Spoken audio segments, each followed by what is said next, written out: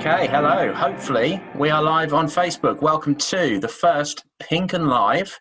We're trying out Zoom. You know, a year ago, none of us had even heard of Zoom, let alone coronavirus. And I've never heard of furlough. never heard of a lot of things. How much the world words has we haven't changed. heard of. There's the feature. Words we haven't heard of. Quiz. But we are giving this a go. We would love at some point to be able to hold this event in real life and actually hold it in a pub or something like that after a City game and catch up with Norwich fans, chat about the game, have a beer, and just be a bit more informal than we normally are on the podcast, have a bit of fun. So this is our first toe in the water towards that direction, really, while we all still have to socially distance and speak to each other over Zoom. I am Dave Freezer. You should be able to see our names in the bottom corner. At the moment on the screen, we've got Paddy, Connor Southwell and Chris Lakey. We should be being joined by some of our colleagues throughout the event tonight. We'll probably be with you for about the length of a football match, for about 90 minutes. They will probably come through on audio. Just to sort of confirm the running order of how this is going to work. If you would like to ask a question, there's the chat function at the bottom of the screen.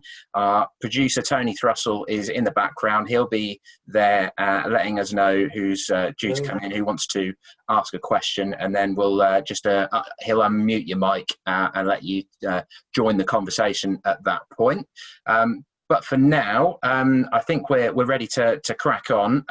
We're using the hashtag PinkUn Live on Twitter. If you would like to post on there, let us know where you're watching from, and we are encouraging everyone to have a beer ready. I'm on the Brewdog tonight, so let us know. I didn't get that memo. I've got to hide No. spring. Other water. I didn't get that one either. Other Come water. on, Pad. available. Sorry. That was the number one bulletin point, I think, when we first started this process. This is what you do on away days. Yeah, you got to cater for all manner of tastes. Southwell, he's a non-alcoholic drinker. What have you got, mate? Yeah, he Just the also orange doesn't have juice for me. curry, does he? I've gone down a pub vibe. I've just gone orange juice. Yeah, it's not curry night. Yeah. Right. What I'm going to do then is I'm going to kick off by coming round to you chaps, and I'm going to get some predictions. I'm going to put you on the spot. Where Norwich are going to finish and who is going to be player of the season. So nice and easy. As I'm putting you on the spot, I'll give you my predictions first, although I can't settle on player of the season. I'm really not too sure, but I'm going to go fourth. I think it's going to be playoffs. I think it's going to be a bit of a roller coaster ride, and that they're going to have to do it the hard way. And for player of the season, it's difficult as we sit here today without knowing kind of what the final squad is after the transfer deadline, isn't it? But I'm going to go Kieran Dowell. I've got a feeling that he's going to be a bit of a favourite. So, Pad, as group football editor, I'm going to have to come to you first on this one. Your predictions. Well, you've just stolen me thunder. I mean, you've only got like 35 players or whatever. You have to pick the same one I'm going to pick. But because if Dowell does what we hope both clearly he does do, then I think Norwich are going to be pretty close. I'm going to say second. I think all the resource are there. We'll get into it in far more depth as we go along. But Dowell, from what I've seen already, he offers a little bit of what they didn't have in that number 10 attacking role last season. And if he can really be embedded early on and really feel he's part of this side, because that's essentially why he's come. He's obviously bounced around, series of loan spells, never quite made it at Everton. He wants to be the main man somewhere. If he's the main man here this season, I think Norwich are going up. There you go. That's big call. Connor, liking the shirt. We briefed you on this properly, didn't we? That you wore this in a recent pod, and it had to be worn at the live event. Over to you with your predictions. Yeah, so I'm in a similar camp to Paddy, actually. I think I've kind of gone 360. So I started off a couple of weeks ago thinking it was going to be top two, and then last week sort of had a little bit of doubt where I thought maybe it's going to be a bit more tough, and now I've sort of gone back to thinking that everything's going to be okay again. In terms of player of the season, that's difficult. I'm going to go for Ollie Skip, I think. Someone a bit different. I've liked the look of him in pre-season. I'm sort of a sucker for a midfielder like that anyway, so he's right up my street. And, hopefully he can deliver. I've got a good feeling about him. he's been decent in the games he's played so far, and also for those who've sort of been watching the Spurs documentary, he's like an extra in that. So I'm hoping he's going to come out and make a leading role in Norwich City's season. There you go. That's my predictions for you. Now, I want to keep a note of these, actually, so let me just double back. So, Pad, what position did you say again? I'm never committing anything to pen and paper, Dave. Surely not. You'll have me down back to rights, but I might have mentioned second. Second, and I think you'll find there might be a 32-page supplement in the papers tomorrow, which might tie you slightly more, which I'm sure Mr. Lakey is going to tell us all about. Hello, Mark and Clark as well. Hi, guys. Welcome to the fun. Connor, sorry, what position were you as well? I said top two. I'll go first. You're going first. Oh, the first one. Brave man. Right. Well, hopefully, Mark and Ian, you heard where we're going with this. So you've just got a minute to sort of think about position Norwich going to be and player of the season prediction. But Mr. Lakey, if I come to you next. Blatant plug. Yes, we have got 32-page sub. Yes, I did take predictions from everyone, including myself. No, I can't remember what I predicted. I certainly am not as optimistic as you. I think I said 5th and not going up for Norwich. Player of the season, the further forward it is, the more happy I'd be. I think Jordan Hugill, because I think fans will take to him. I think he's got a bit of character and I think he's got a few goals in him. 5th and Hugill.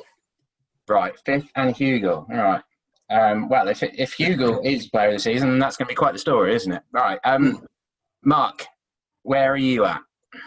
I've just been reading Mr. Lakey's 32-page sup, another blatant plug, I might add.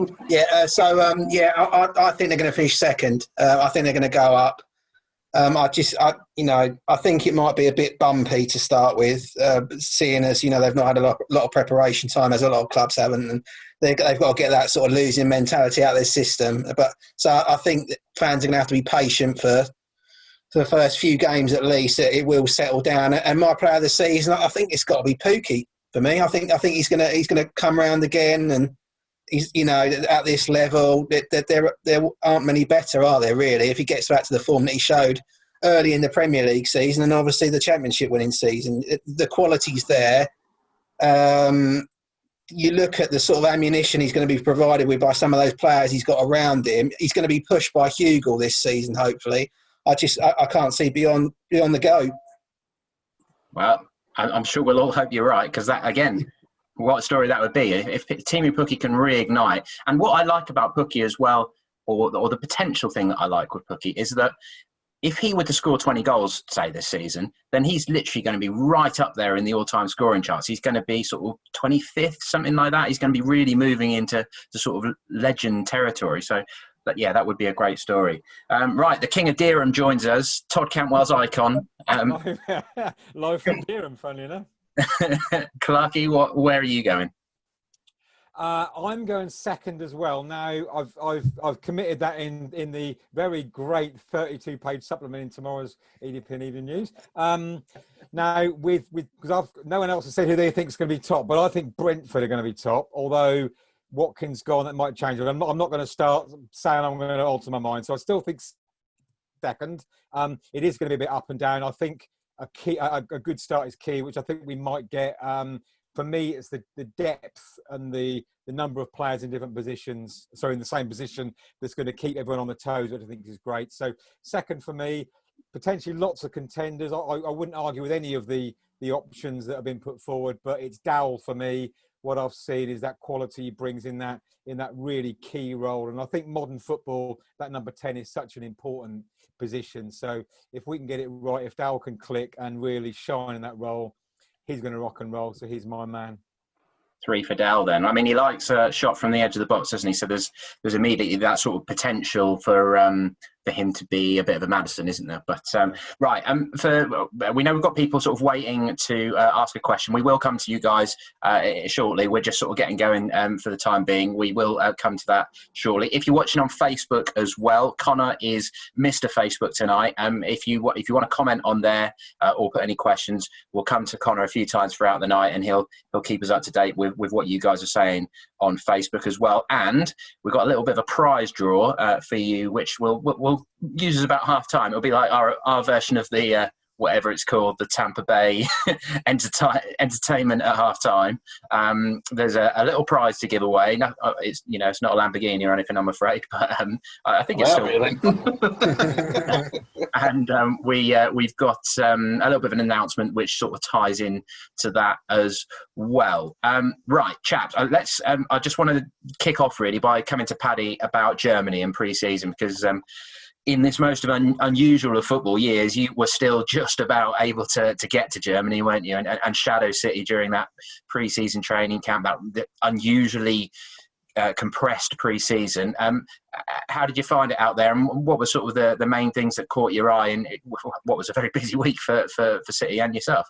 Yeah, it was. Yeah, I mean, I've done probably, I don't know how many now, 6 or 7 tours. I don't think I can recall them in a week playing 4 games, albeit 2 against Darmstadt were back to back, and they tried to use a different set of players for both. But it was, I think that was the overriding thing. Well, 2 things really, both beginning with C, congested in terms of what they really felt they wanted to get out of that trip, and also the cohesion as well. And they're famous last words, because I do tend to agree with what Mark said. I think there will be a little bit of a bumpy getting to know you phase, maybe for the first month, 6 weeks. I think there would be 1 or 2 results that could stop and think a little bit, because it's unrealistic to bring 11 players in to try and meld them. They obviously didn't have an opportunity with Luton because of the international break that overlapped with the League Cup. So really, Germany probably was the last opportunity. So I think, we need to cut a little bit slack. But the other scene for me was cohesiveness. I just thought, for how difficult it must be to integrate that volume of players, you could tell. And not just what I saw. You spoke to Daniel, had a good chat with Kieran Dowell after that first friendly in Verl. Had a good sit down with Jordan Hugel as well. Oliver Skipp, actually, we got to speak to him as well. So, and Alex Tettey. So we got the newer, younger lads who are coming in, and what their impressions were. But also, it was nice to hear from Alex, who's been there, seen it, done it. And they were all really, without being prompted, really singing from the same hymn sheet, that there's a good vibe around the place. There is a cohesion among the group already. The young lads, Alex talked about how the young players had come in and injected that freshness, that enthusiasm. They're not weighed down with the baggage of last season, which I think was vital. There needed to be a refresh just to the mindset, rather than the same set of players who fell out of the league last season in pretty poor fashion, and asking them to go again, which I think, if I cast my mind back, that's kind of where we were with Alex Neil's team when they came out of the Premier League. Didn't refresh it enough, and they ultimately paid the price, as he did with his job. But yeah, I'm pleasantly surprised, and Daniel did say that, to be fair, to be further along the road than he thought they were going to be at that stage of pre-season, I think is a very good sign. And you could already see, in terms of the 11, I'd be amazed if Mezzers, McLean and Skipp, aren't the 2 who start in that central midfield area against Huddersfield. I think that's nailed on. I'd like to see Dowell in there as well. And you drop it in the Aaronses, you're bringing Godfrey back in, Tim Krul. It is difficult to try and keep our feet on the ground a little bit, because, as I say, it is a tall order. Daniel quoted the figure, didn't he? 1 promoted team in the 3 years that he's been in England came back straight after getting relegated, 1 out of 9, and that was Fulham, and they had to go the hard route in the playoff final. The odds are against Norwich doing it, but the way it's coming together this summer, I'm very optimistic, far more than I would have been probably when the final whistle went against Man City. I think they've had a good transfer window, with the caveat that there's still a few weeks left, and you'd hope they can keep a few more of the younger lads, the highly rated younger lads, in the building. If they do that, then I think it's all set up for them. With that, as I say, warning that I think it will take a little bit of time to get into their stride, as it did, of course, when they won the title 2 years ago. It didn't all click straight away. I remember it was the first international break, and I think after that, they immediately after that played Middlesbrough. Pookie played up front for the first time, really, scored the winner that day, and then they never looked back. So I can see a similar pattern. I can see a little bit of getting to know you for a month or so, 6 weeks, and then you hope, given the resource that Daniel's got available, he can find a blend that works, and then they get on a little bit of a roll. That's what we want to see.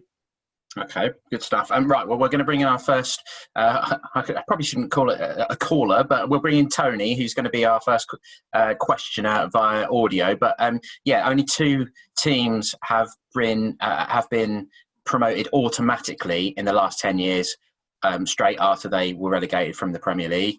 Like as you say, Fulham managed to get up through the playoffs last year. Producer Tony, have we got Tony ready to ask a question?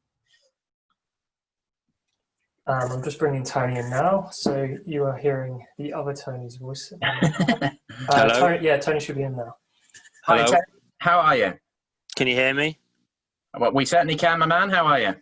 Yeah, I'm good. Yeah, I was just like to say, I've got one thing to say about Tettey. Do you think he will play on Saturday? Because I think having Tettey and Hernandez on the wing, both wings, will cause havoc. Good question. Right. Let's put that to Connor. Connor, do you think Pajetta will be starting? Would you start him? I think he will be, yeah. But I don't think it will be Pajetta and Hernandez. I think it will probably be one, either or, essentially. I can see him playing perhaps a bit more of a technical option, whether that's Todd Cantwell or perhaps Kieran Dowell in a similar role to what we saw at Luton. But yeah, I think it would be nice, especially after last weekend, where perhaps they lacked a little bit of something else, a little bit of variation in the final third. I think having sort of a more raw, more direct option, I think is wise, particularly in the first game of the season, where Huddersfield are going to look to attack under their new coach. From what we've gathered from our Huddersfield fan who I did a video with yesterday. So I think it's going to be essential that Norwich City are dangerous on the break, and I think he gives them, certainly from what we saw in pre-season, a little bit of an edge. And what we saw against Darmstadt very briefly and in periods, but was that Norwich were just starting to get to understand him a little bit and how he liked to receive the ball and what he'd do with it when he did receive the ball, and he was so vital for their pressing as well. So for me, I would have Pajetta straight into my lineup on Saturday, I think. Okay, Tony, what you've asked the question. What about yourself? Would you be starting him? Yeah, I would start him. And another thing I would like as well is the pressing we do. Every time we lose the ball, we're always pressing for the ball again. We're always looking to get the ball again. But there was only a few times we were doing that against Luton. But then it just went quiet, and I couldn't believe we conceded 2 goals in like 10 minutes the other day. I just couldn't believe it. No, well, that was quite a strange day. Top man, thank you for your question. We're going to bring in Blair next for our second questioner of the night. If producer Tony can can bring Blair. Unfortunately, it says Blair is using an older version of Zoom. Oh, okay, right. Well, we might have a technical problem there. But Blair was going to ask. I'll ask her for it. She was going to say that with this squad as it stands, we can't have any excuses. We should be automatically promoted. Chris, if I come to you on that, do you think that's a fair statement? I mean, at the moment, the squad looks pretty ridiculous. You're asking the person who's predicted that they won't get promoted. Well, yeah, but the statement. I suppose you should say that because it looks on paper as if it's a squad that should go up. And certainly looking around at the other squads in the Championship, I don't want to swear here. How do we describe it? There's a lot of dross. There are some really average squads there, and tipping that they won't go up is probably erring because they ought to. But I think there's going to be a hangover with some people, with some players. I saw it setting in as the run went on, and those players are still in the club, and I think it's going to be hard for them to shed the feelings and the emotions of last season. I really do. I think that will come into play. Now, that is how Daniel Farker earns his beans, because he will then need to drag it out of them. And when Mark had said it could be a rocky start, I think there's going to be more than the rocky start if they're not careful. It's really hard. It's really hard. What was the question again? Because the statement was the quality of the squad, they should go up, yeah? Yeah, with the squad as it stands, we can't have any excuses. We should be automatically promoted. Absolutely right. There shouldn't be excuses. But I don't think they're going to do it simply because of the bits between the ears, which is a lot to do with football. I know they brought in a lot of, they're in double figures with the number of signings they brought in, but you're not going to play them all. And the lad Pajetta, Connor, just pronounce his name for me, will you please? I think it's a new player, but he's a young lad who's learning. He doesn't walk into that side to me. Sorensen, pretty much the same as well. There are others. I think Paddy had mentioned that he thought McLean would be straight into that team. maybe for the consistency, yeah, but McLean was on the losing side, a bad losing side last season. And that's why I'm a little bit pessimistic about it. Yeah, it does take a lot to shake it off, doesn't it? Yeah, I think it does. I think people are looking and saying, yeah, he's a good player, he's a good player, he's a good player. But then I look and think, yeah, but there's a lot of, not baggage, but there's little black ticks I put against a few of them. Okay. I'm wrong, I really am. And I generally am wrong about football predictions. But, you know, I think it's going to be a hard season. And to say they're going to finish fifth, I think I'm doing them a bit of a disservice. It might be a bit lower than that. Well, my mind goes back to the Alex Neil team in 2016. You know, they won that opening day game against Blackburn 4-1. They were top of the league, and it looked like it was all good. And then it finally set in, didn't it? And they slowly, it fell apart. So, and let's not forget, the year they won the title under Farker, they only won one of the opening 6 matches. So if there's a little bit of a shaky start, then I hope people will, you know, not pile on the pressure too much, which is not going to be easy to do. You know, they have lost 12 games in a row technically, but without giving away too much of my column, which I've written for Saturday's PinkUn. I remember reading this a little while ago. Some people need to let that go because it's not going to be. Yes, they lost. But there's the test. 11 of last season. That's the test. Can they let it go? Yeah, I don't think enough of them can. I think it'll be very. Ben Godfrey, really good footballer. I think he suffered badly in that Project Restart because of that baggage of we're crap. You know, I think he suffered really badly. And after those first 2 games, you know, Southampton and Everton, they knew they had to win those games, and then they had a fighting chance, lost to both. That final 8 games. Yeah, final 7 league games were very difficult from that point on. Right, producer Tony, if I come back over to you, and we've got Harry waiting to ask a question via audio, which is my little brother, who's very keen to ask a question. So, Harry, if you're there, let us know what your question is. Harry should be coming in any second. Is he there? Harry, are you there? Just asking him to unmute. Yeah, can you tell your brother unmute? Yeah, this is the fun of technology, isn't it? Harry, are you there? Which team do you think will win the championship title this season? Good lad. Right. Which team do you think will win the championship title this season? Oh, who am I going to come to with this one? Well, I think Clarkie's already sort of answered this when he tipped Brentford. So, Mark, if I come to you on this. Oh, it's going to be boring then because I think Brentford as well then, really. I mean, they just look a really good side from what I've seen. I must confess that I've kind of let my championship knowledge slide a little bit after being in the Premier League, and I need to get up to speed with it a little bit. Liverpool fan. But whenever I've seen Brentford play, I really like what I see, and a lot of it depends on obviously who they can keep. They've just lost Watkins to Villa, and the other important thing to say about it is they're going to a new stadium this season as well, and that can either spur them on or there can be a bit of a settling in period. But it's all there for that club to really kick on and be a Premier League side, I think, and I think they're going to be the team to beat. They know exactly what the Championship is about. They've been there, and they've just steadily risen, haven't they, through the last few seasons, and so much so that I've always thought they've been quite an unfancy team, Brentford, but you can't say that about them anymore. I think now that they're one of the favourites, and rightly so. Right. Well, good question, Harry. Thanks for that. I'm going to say Watford for the title.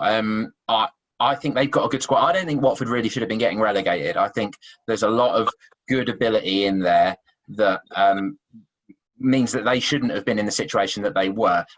Again, the stadium thing with Brentford, definitely, I think that will hinder them, because people remember when Arsenal went to the Emirates and stuff like that, people loved turning up at the new stadium and turning them over, didn't they? I think the new stadium in the first season might hurt them. And equally, when you think back to Derby, that hangover, or even Norwich in 2002, that hangover from losing in the playoff final, that is very difficult to shake off. Pad, sorry, I'll come to you on that one before we move on. Who do you think's going to be top? You've done it again, Dave. Watford, mate. Yeah. I think Glenn Murray's an astute bit of business. I think he's still got enough about him to score goals at this level. Yeah, and as a club, the way they're set up sort of structurally, I think they just roll on and roll on. So they won't be too far away, I don't think. Yeah. Yeah, we spend too much time together, don't we? Right, Connor, I'll come to you for a bit of Facebook action, if that's all right. And if I just, at this point, mention to producer Tony that we will, after we've done the Facebook comments, we'll have the questions from Rory and Richard. But over to Connor. Okie dokie. There's some love for Clarkey straight off the bat. Someone's called you a local legend, which is always good. Todd My Campbell mum said was dialing that. in tonight. I'm trying to find the name. I saw it earlier and I've scrolled past it. So bear with me. Connor, it's Mrs. Clark. You don't need to... You wouldn't say anything like that, Paddy. David McKenzie said he's watching from Stamford in Lincolnshire and that he thinks Norwich are going to win it, and player of the season will be Ben Gibson. Shane Jones, I hope Gibson partners Godfrey or Zimmerman. It was Nathan Dack with the praise for you, Clarkey. Let's see what else we have on here. Which team? Yeah, we've answered that in terms of the title. Jez Arlo, hey guys, I don't know about you, but I'm very concerned about the zonal marking dilemma. Last season was nothing short of diabolical from the system. Thoughts? ? I hate zonal. I'm an old-fashioned pick up your man, don't let him breathe, grab whatever you need to stop him doing the business. And you know, if zonal can work, great. But too often I see it doesn't work. So what do I know? But I like know your man and stick to him. I'm looking forward to seeing Gibson and Hanley as a partnership in that regard, because that's two tough blokes, isn't it? If Hanley can get back to full fitness, I mean, Zimbo's a tough guy as well, but particularly Hanley and Gibson, they're sort of Nile Championship defenders, aren't they? And I think they will. They'll have a bit of Norwich will have a little bit of nastiness to them in the penalty area, won't they? At both ends, hopefully. I will just chip in here a little bit and say I'm pleased to hear that Jez Arlo is watching, because he may be in the running for our prize. So Jez, make sure you keep watching and through until that point. Right, any more, Connor? Yeah, Jez again, he said, I don't know about you all, but I'm certainly very concerned about Farke, set piece tactics, which we spoke about, but also tactics generally after we watched the Luton game. What are your thoughts on those and his tactics and perhaps the tweaks that he's going to have to make this season? Right, put that to Paddy. That's all right. You might have just have to repeat it. Yeah, no, basically Luton, what we saw there, how do we feel moving forward? Yeah, I'd straight away stop right there. I just think the personnel on show against Luton, it was literally fulfilling a fixture. And that's no slight on Farke, because since he's been here, that is not a charge that he jacks off the cups. You could level him, but that was the hand he dealt. I think it was upwards of 20, if you include international players missing, Emi Buendia suspended, 2 or 3 injured, unavailable, who would really, with the greatest respect to those 11 who lined up at Kenilworth Road, have been ahead of them in the pecking order. So, yeah, I don't read too much into it. I mean, ultimately, they were in the game at 81 minutes, but you've got Alex Tettey playing, centre-back again. You've got Mario playing that holding midfield role, which Farke doesn't see him in, but it was needs must. And you would hope, you've mentioned 2 there, Gibson and Hanley as your centre-backs, that they wouldn't be conceding those type of goals at the back end against Luton. So, yeah, for me, we could answer that question with a bit more clarity, I think, when we see what they, A, go with at Huddersfield, and B, more importantly, how they perform on Saturday. Okay, cool. Right, well, in terms of the questions via Zoom, Rory can't talk, so I'm going to read them out, but I'm going to put this to you, Connor, because I think you're probably the best place to answer it. Although, maybe if Corey was here, who everyone will know is the Norwich City transfer expert from Twitter, he'd be a good man to answer this. But Rory asked about Danel Sanani. What do you consider his best position? And could he be an outsider for player of the season if he gets a run in the team? I noticed he played up front for Luxembourg in the week. Yeah, and he has been playing largely in central midfield for Danel Sanani. And there's a bit of a sort of Pandora's box about him. No one really knows what he is. I think he's probably a number 10, speaking to the recruitment analyst that I spoke to, which is on our YouTube channel. I think that's probably the position that he's played in Luxembourg. But I think it's going to be intriguing to see just where he fits in. We've seen him play slightly off the right in a friendly, didn't we? And also up front, I think, in the first couple. So I think they may still be trying to work that out. Interestingly about him, he said that in terms of his data, there's not a lot of data on the Luxembourg division, although I saw Corey, you referenced there, tweeted today that he found something to say that Norwich have potentially been after him for a couple of seasons. So that's interesting in terms of how they discovered him and how they followed him. Maybe it was an active agent, we don't know. So yeah, I think he will probably be someone who is sort of drip fed some action. Wouldn't be totally surprised if he ended up back out on loan. I think probably Saturday will be a really good sort of gauge for where he is, because if he's in the squad, then we probably know that Daniel Farke would like to keep him around, and if he's not, then that probably suggests that maybe he's got a little bit of growth to do, and he's going to be incredibly raw. And I think from the friendly fixtures that I've seen of him, he did look very raw. There was that nice pass to Hugo, wasn't there, for that goal? And beyond that, there were little flashes, but perhaps not so much in terms of his positioning and stuff. So could be really surprising and could surprise everyone, have a storming season, but equally wouldn't be totally surprised if he went out on loan for a year. So he's, for me, probably the most intriguing of all of the 11 signings this summer. There is some potentially exciting ability there, isn't there? I think everyone sort of saw his supercuts basically on YouTube and got quite excited about him, didn't they? So, yes, I'm going to have to roll a couple of questions into one here because we've got a few people asked very similar thing. Chris, if I come to you on this first, but we're going to look at the defence a little bit more in depth. But we've got similar questions. I mean, Ryan Kelsall said, do you think Gibson could be played as a left back? I don't think that's very likely at all. I think he's more of your traditional big centre half. But Rory and I think Terry Lyon asked similar questions. So, Chris, what would your preferred centre-back pairing be if all are fit this season? I would go with Zimbo and Gibson, Godfrey and Hanley as cover. If we play three, then Godfrey would do well in that role as well. So he's overlooking closer to a certain extent there. I'd overlook closer, I'm afraid. Frankly, a lot of people saying things like that. Well, sorry. I'd overlook him. He wouldn't be in my thoughts at all. Obviously, Gibson would be. There's no doubt about that. It's a case of who partners Gibson. It's a difficult one because I quite like Zimmerman. Well, I do like a lot Zimmerman as an inspirational person. Again, that non-footballing type thing, the between the brain stuff. I think when Zimmerman's on the pitch, he helps players around him. But there are a few little issues with me. I think his pace is lacking. I don't think he's mobile enough. I'd like to see Ben Godfrey learn a bit more from Gibson. So I'd like Ben and Ben. Not Bill and Ben, Ben and Ben. I think Gibson. You get the feeling that Gibson's quite a clever sort of individual. I know Connor was quite impressed, if I may speak on your behalf, the other day when he spoke to him at length. Everything I've read about him impresses me. I've yet to see him play in a City shirt, obviously, but I'd like to think that he would help Ben Godfrey. I think Hanley, Zimmerman, fantastic backups. But I just think the two Bens are better. And the question about the left back, well, you've got, when everybody's fit, you've got two left backs already, and you've just sold one. So no problem with left back. And right back, hopefully for a little while at least, there isn't a problem.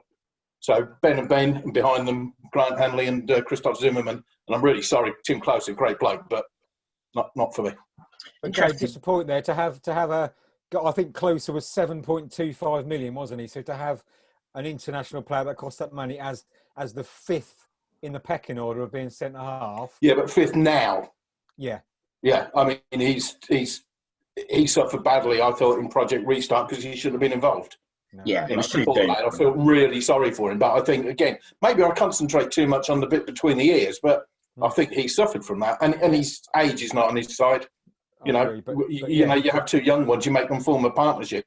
At some stage, Close's career is going to end. They're going to say, that's it, he's gone.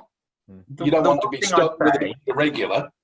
The one thing I'd say is it was 0-0 at Luton on Saturday, despite all that circumstance, until Closer went off injured. So him and Zimmerman just about had managed to keep a clean sheet. Now, I really liked him, and in that first half of the Championship season, he was exceptional, as was Mo Leitner, before that injury happened, and that he was sort of the start of the production line, wasn't he? So if he could recover that sort of form, he's clearly good enough. But everybody, I think, and hopefully this isn't the same for Tim, is that they've lost faith in his ability to stay fit, haven't they? And that's a real. But also, shame, you don't want to build a team around a guy who A, isn't fit and A, is advancing in years. You don't make that your regular partnership when you've got the option of Gibson and Godfrey. We'll see. But Let them build together. there were a couple of moments at Luton. Again, we're not taking Luton too seriously because of all that circumstance around it.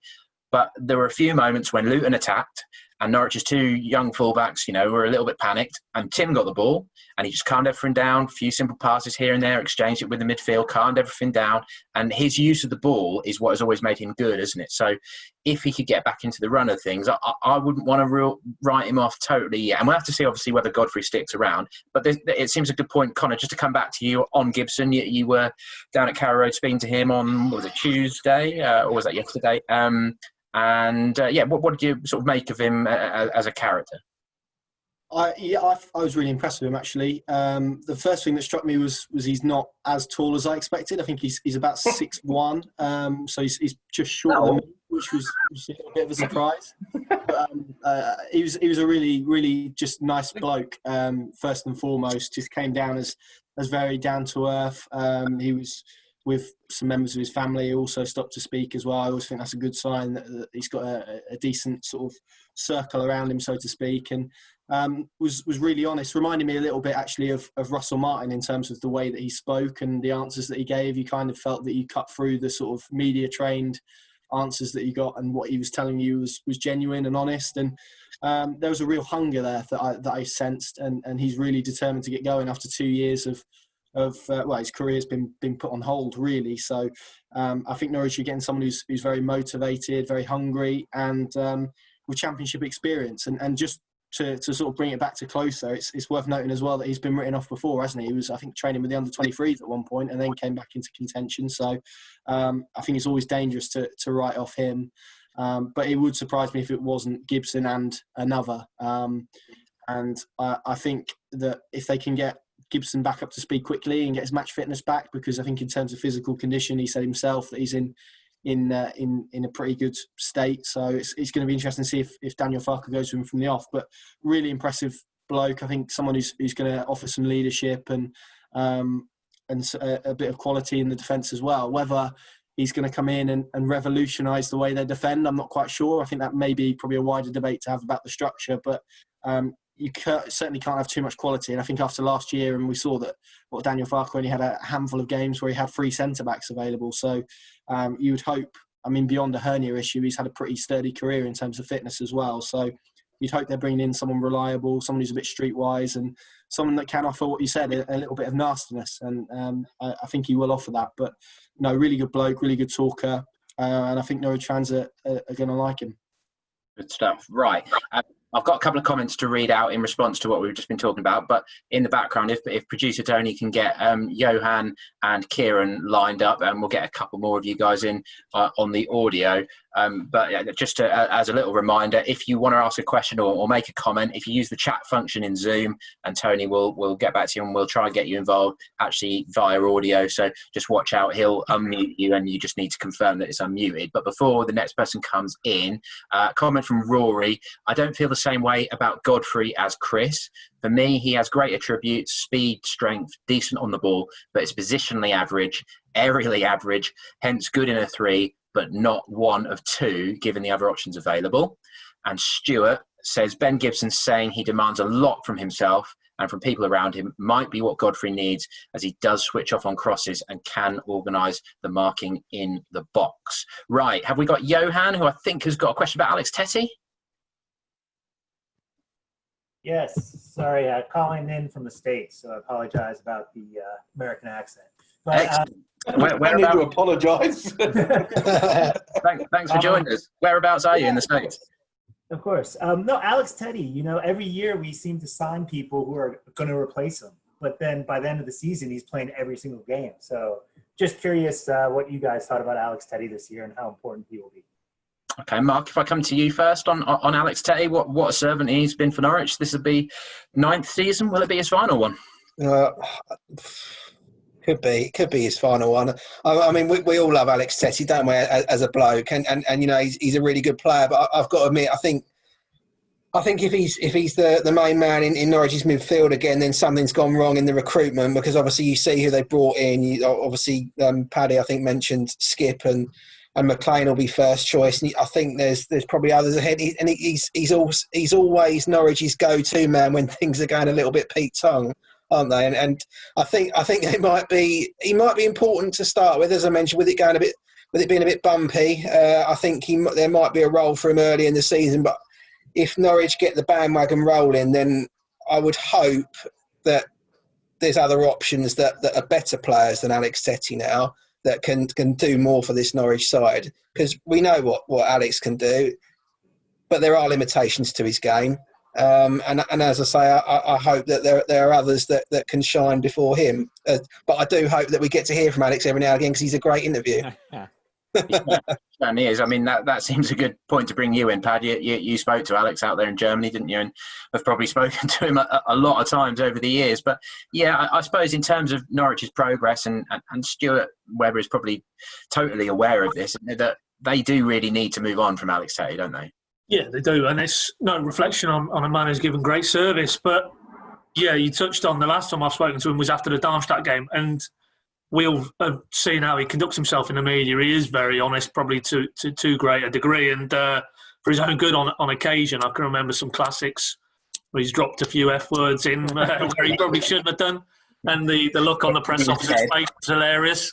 But I digress. But he did make quite an amusing point that he basically almost said, look, I'm the old man now, and whether it's Skip, whether it's McLean, throw Sorensen into the mix if he integrates well. He actually said the words along the lines of, I'm just there to keep them honest and keep them pushing so they know they haven't got an easy ride to the starting 11. So for him to actually be, overtly talking in those terms, that tells me maybe Farke has, said to him, look, I need you on this journey, maybe a little bit like Tim Closer to a similar degree, but you might not play every week. You might not even play every other week. But you're such a great influence around the place.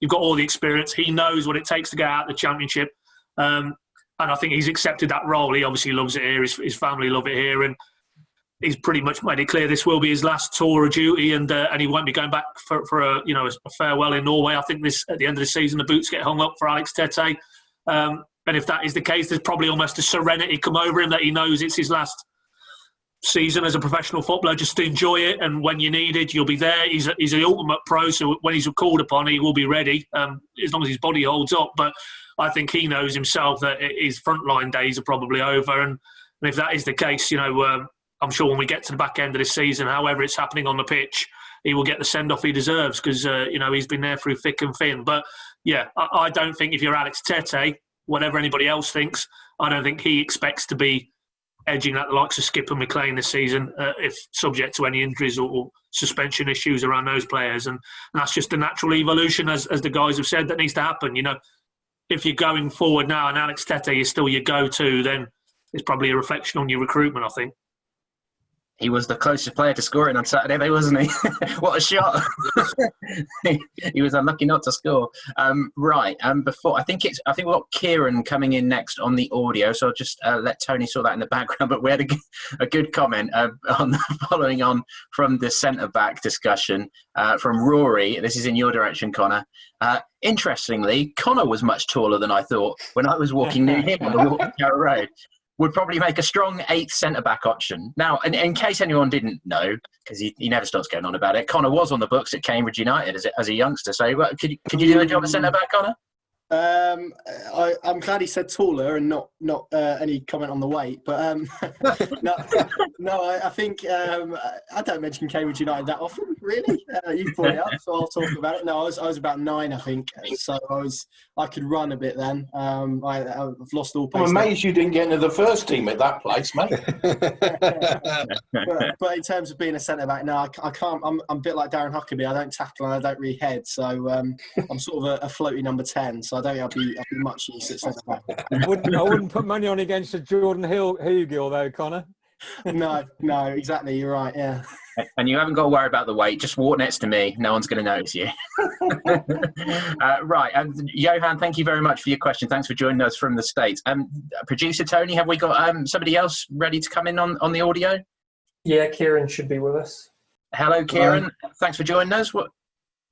With the squad, how we've got this season and the amount of players that we've got that will want first team to start, there are certain individuals that we'd seem to start that we would have last season, but we then also brought in players that will want to start this season. Do you think that will affect the mentality of certain players from past seasons that have sort of gotten used to the fact that they've not really been challenged, and the fact that their attitudes towards the whole club or the whole team may change?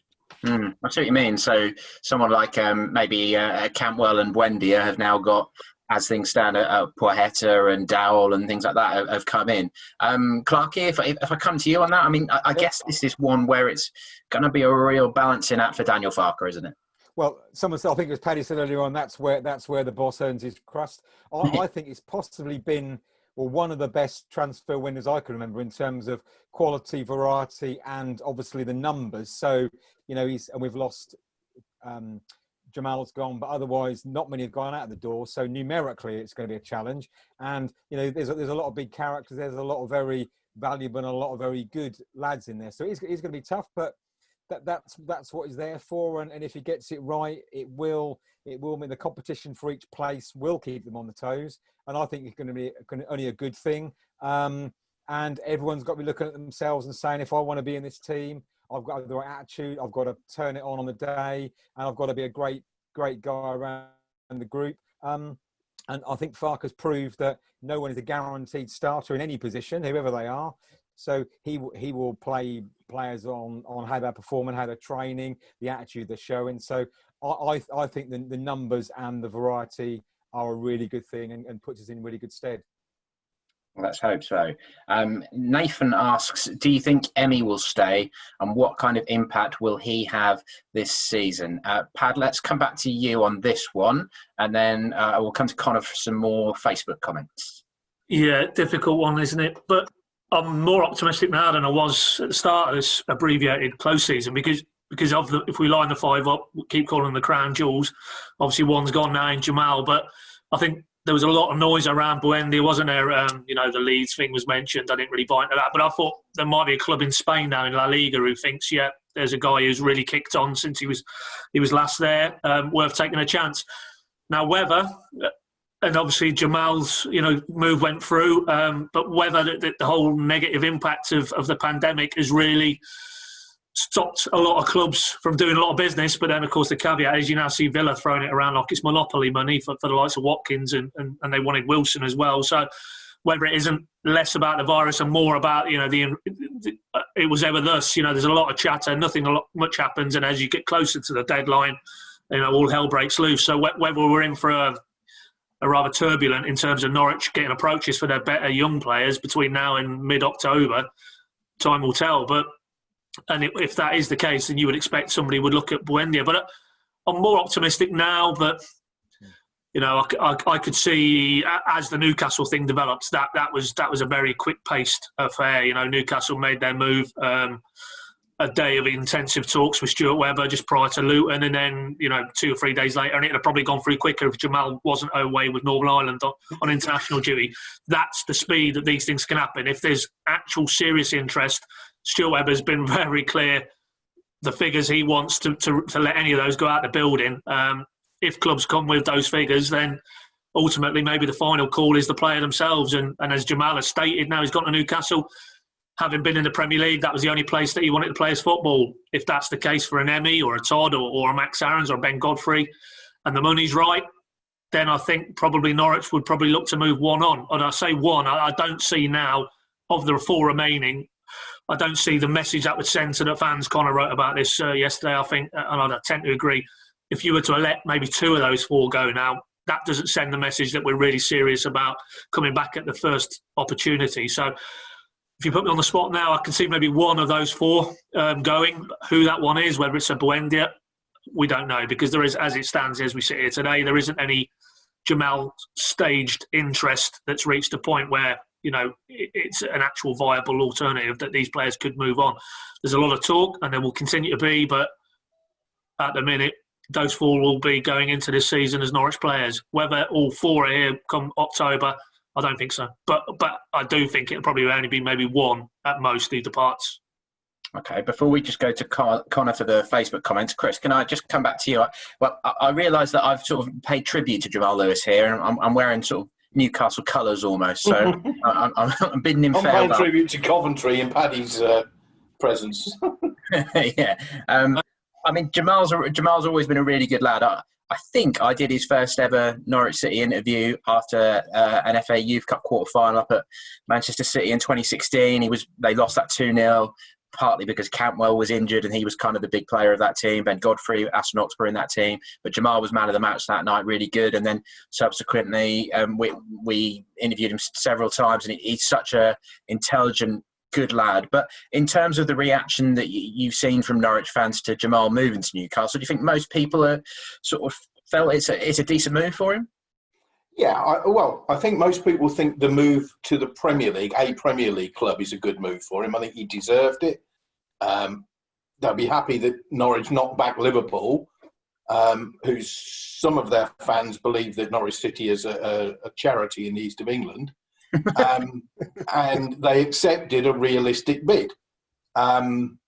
Just because you got relegated and you got good players doesn't mean that say you give them away in dolly bags. Now, Jamal deserved, I think. He wanted to do it, I'm sure.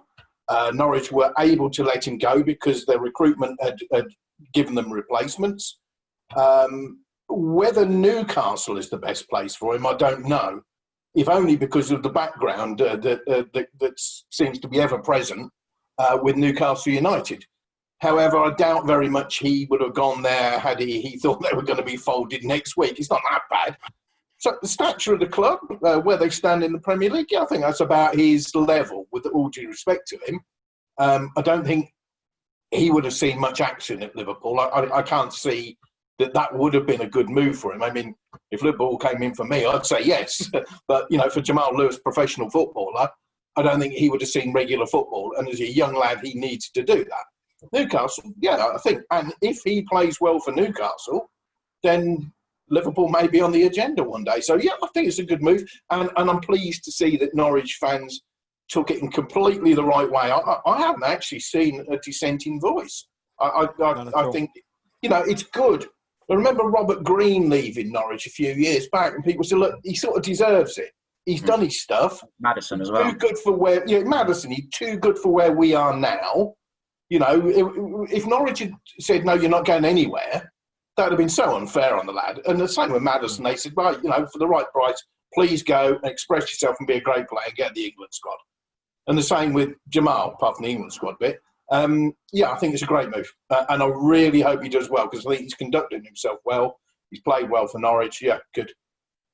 Good stuff. Right, Connor, over to you for the Facebook comments. Yeah, I'm going to start with a comment from Ray Wiley, who happens to be my granddad as well. I think I've said this before, so I'm not outing him. He did used to be Captain Canary. He used to be what? Captain Canary. So there's a fun fact. He said, never knew his name was Ray.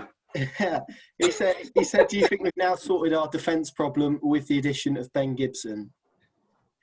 Right, well, Mark, the question from Captain Canary. The honour goes to you. Goodness me, what an honour indeed. I mean, they've got plenty of options there now, haven't they?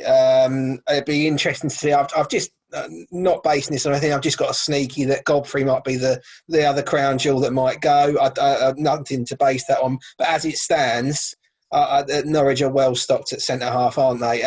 And they've also. It's important that they've got enough options at the moment to give Gibson a little bit of bedding in time. So I mean, we mentioned it earlier, but I think you'd have Zimmerman would be in my two for sure, and you'd have Hanley as well. And you just give Gibson that bit of time to bed in, and I'm sure he will become sort of the main man in Norwich's defence. I've got no doubt about that. You just hope they don't get that injury crisis again, because Norwich do not need that. Okay, get back to you, Connor. Christian Lowe said Norwich are a team who thrive and are motivated by great home and away support. How significant is the lack of home fans at Norwich games going to be? Are there going to be big moments missed, perhaps? Clarky, let's come to you on this then. How have you found watching it from home? I mean, presumably it's not been the most pleasant of experience, and we've had it all move on yesterday, haven't we, in terms of the new government regulations seemingly knocking it back, when we're going to have fans back. I mean, unfortunately, as we sit here today, there's a very real prospect that this entire season there won't be full stadiums.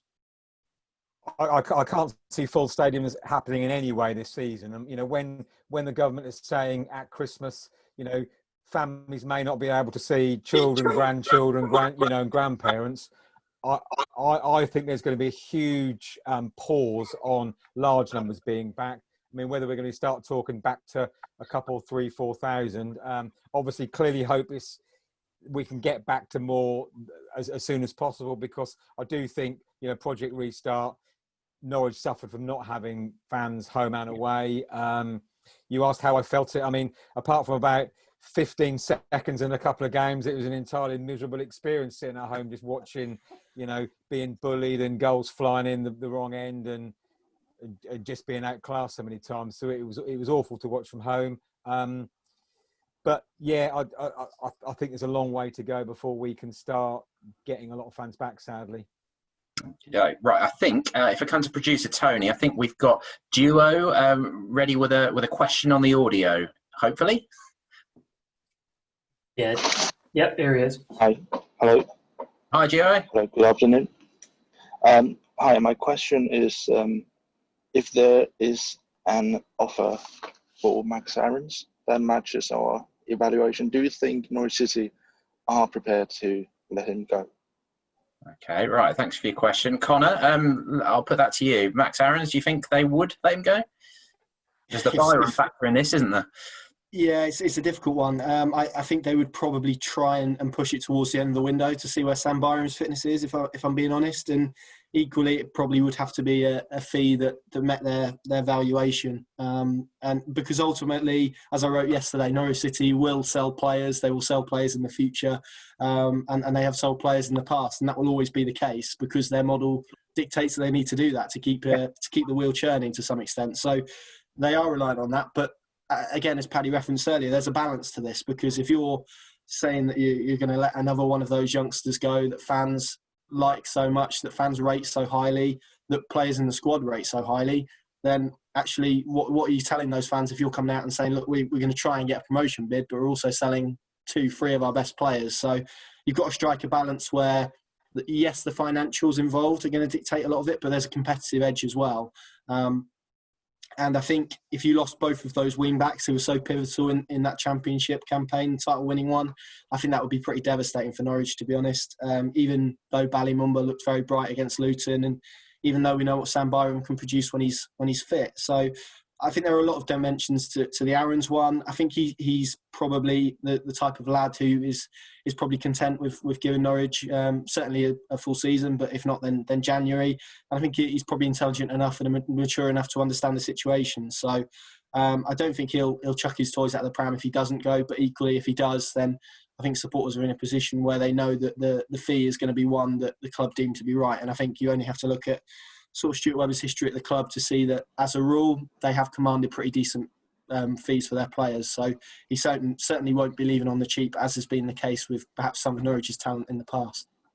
Oh, Duo, if I just come back to you on Max, how did you think he did in the Premier League last year, and just how well do you think he's done for Norwich? Well, in the Premier League, I think he struggled, just like as much as everyone else in the team. I think he both in the attack and in defending, but I think he's got a quality. Yeah. To compete in the Championship. Good. Thank you very much for your question. We'll come back to some more of the Zoom questions shortly. Connor, if I just bounce back to you for a few more Facebook, and then we're going to go to the half-time entertainment. Oh, I thought that was music playing then. Sounded like a plane. I pressed the wrong button then. This turned very professional. What on earth was that noise? That may have been a motorbike going past my house. I thought it was I've got the door open because Connor will know when you've got cats, doors have to be open, all sorts of things. So sorry. Yeah, Let me just jump in as well, Connor, before you get started. There was a comment from a certain Tony Thrussell of the producer world, who you may know, asking, is Connor wearing Man United's third kit? No way. This is nice for the Man United's third kit. This is the kit. This is the shirt that we want Paddy to sign. Paddy Davitt, #no circus.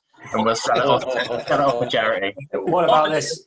Connor's shirt. Yeah, is that what you mean to sign? Yeah. If Norwich win the league, Paddy's got to present the live podcast after that in that shirt. And, Dave, are you got the facility to mute the producer on this recording or not? No, sorry, I can't. Right, Connor, back to the Facebook. Yeah. Joachim has asked, everyone was talking about Adam Eder a few months ago. Now no one does, it seems. Why do you think that's the case? Right. Pad, can I come to you on that? I'm coming back to you for a bit. Yeah, no. Well, I mean, not sure I agree entirely. I mean, he's just made his 2 senior appearances for the Republic of Ireland, which puts him back in that the more visible sort of profile. And I thought he was good in his cameos in the Project Restart period. I take Clarkie's point. There wasn't too many things that were good about Norwich during that period, but him and Josh Martin came on, and certainly Adam in a couple of his cameos. I remember the Brighton game, he put a header against the post and he put the post right at the end, and that was the best chance they had on the day. Probably should have opened his account, that sliding attempt at Watford a couple of days after, I think. So, and from what I've seen of him in Germany as well, and more importantly, what Daniel thinks. Daniel is quite clearly him, Hugo and Pookie are now his 3. They are the 3 that he wants to push each other on. And, okay, it's probably going to be Pookie leading the line at Huddersfield. But Adam Eder is firmly in that conversation for his head coach. So certainly to the people who matter, i.e. The guy who decides who plays or doesn't for Norwich, I think he firmly is in his thoughts. And this could be a big season for him. You know, he's really shown at every level, youth group, that he's got something about him and he can score goals. We saw a glimpse of that in the FA Cup at Preston. Very difficult environment to throw him into a team hurtling back towards the Championship. But I think this season, because there will be so much load on these players, the volume of games, the abbreviated nature of the season, I think he will get opportunities. Then, as Daniel always says with these younger players, we bring them to the door, they have to walk through it themselves. If Adam Eder gets himself into the team and starts scoring goals, we might look back in May and think, he is now Norwich's main man. So, understandable that obviously after the hype of the Preston and then he made his Premier League debut at Manchester United, maybe it dropped off a little bit. And I think Daniel, in a quieter moment, maybe felt, well, okay, we've pushed him a little bit too far too soon. Let's just get him to take a step back, stay around the group, keep training as a first-team player. But now, it's all about when is the right time to bring these young players in. I think you will see a bit more of Adam Eder in the Championship, that is for sure. All right, good stuff. And Connor, just another couple? Nathan Gatt, this is less of a question, more of a statement. He said that he hopes that Norwich keep Todd Cantwell. He said he'll tear up the league with someone like Kieran Dow beside him.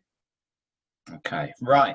Let's move on to the halftime entertainment and just have a little bit of a break. It's been an hour already. It's absolutely flown past, and we've covered a fair bit, but there's so much going on with Norwich at the moment, isn't there? But firstly, we have a bit of an announcement. This is the first time this has been revealed, but hopefully you'll all remember the sticker book from last year. This one is a little bit broken, but it is completed. One was my brother's one that I helped him complete.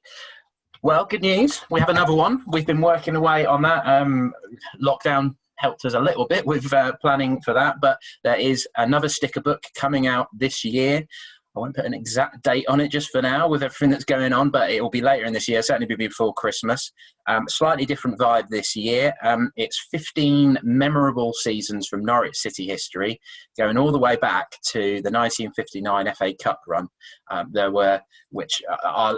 library at Archon, we've got some brilliant black and white photos from that cup run, and which makes some really, really lovely stickers, actually. And we're really pleased with the quality of the images that we've been able to turn into stickers. So you've got, the Milk Cup win in 85, the title win in 86, the more recent seasons. There's a real good spread through the Norwich City eras there. So hopefully that will be really popular again. And one of the big things we found with the first sticker book was that it wasn't just popular with kids, it was very much popular with dads as well. And that it spanned the age ranges, and that we really had families collecting it together. So we were really pleased with that, and we were really pleased with how well it went.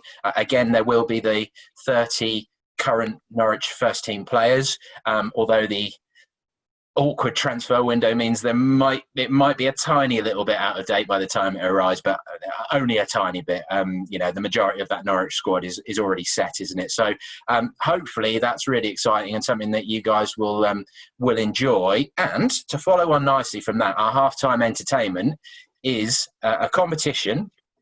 The winner will be sent a sticker book and 20 packs of stickers as soon as we get them into Argent Towers. As soon as we're able to send them out, we will do.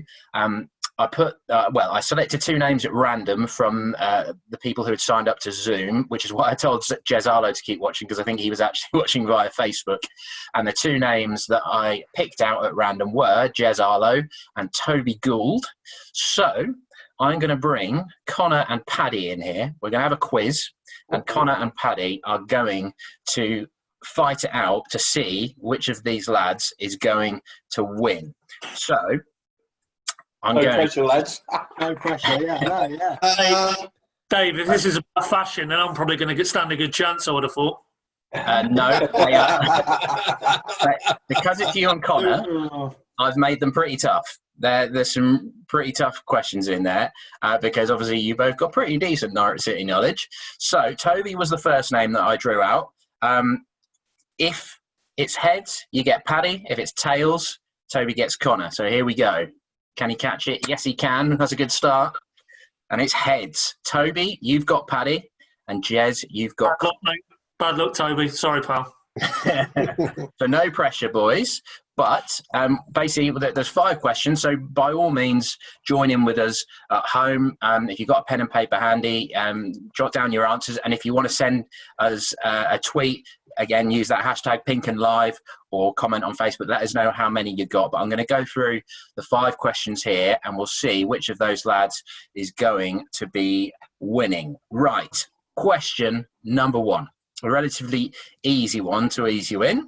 The last time Norwich played Huddersfield was a 3-0 away loss in April 2017. 4 of the current City players were in the squad that night. Can you name those 4? I'll come to you for the answers at the end, so just write them down for the time being. That's the easy one. This isn't going to end well for Toby, mate. Jesus. I'll read the question again just to give you a little bit more thinking time. The last time Norwich played Huddersfield was a 3-0 away loss in April 2017. 4 of the current City players were in the squad that night. Can you name those 4? I will give you a little hint. One of them was an unused substitute. That is a little hint. That's that big, mate. I think it might actually throw you off the scent, which is why I didn't need that to throw me off the scent. Right, this is one you'll be able to have a guess at, certainly. Question number 2. Kieran Dowell, summer signing, has made 76 appearances in the Championship so far during his career. How many goals has he scored in the Championship? And I will give the point to whoever's closest out of Paddy and Connor. I'll repeat the question. Kieran Dowell has made 76 appearances in the Championship so far during his career. How many goals has he scored in the Championship? Hey, apologies, I've got a quick call to take. Yep, no worries, mate. He's going to get the answer. He's cheating. What? Ian Clark. He's using that Google. Is that Paddy ringing him?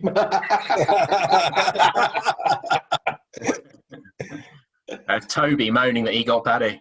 I've got a story for you. Arching the Colin us on the quiz. Right. Question number 3. I think this is a toughie. The last one, definitely tough. Well, I think it's tough. But number 3, before Jordan Hugill became fully established at Preston, he had 2 loan spells. Can you name those 2 clubs? So, summer signing, Jordan Hugill, signed from West Ham, of course, recently. The question is, before Jordan Hugill became fully established at Preston, he had 2 loan spells. Can you name those 2 clubs? Oh. Okay. Now we're going to really crank it up. This one's tough. Come on, Paddy, keep smiling. I had to make it tough. The last one's definitely very difficult, but this one I think is doable. Number 4, a Danal Sinani double for you. 2 points up for grabs. How many times did Sinani win the title in Luxembourg before joining Norwich? And he lived in Luxembourg since the age of 5, but which country was he born in? So a Sinani double header. Now, I know both of you have written a fair bit about Danal. Paddy, I think you interviewed his Luxembourg manager, didn't you? And Connie, you like that, Dave? Yeah. You remember his name off the top of your head? Luke Holtz. Oh, very good, very good, very good. Then he rings it. Old Lukey, eh? The H-man. His name. To be fair, I should have jumped in when we had that question earlier about Sinani, and you mentioned about Corrie.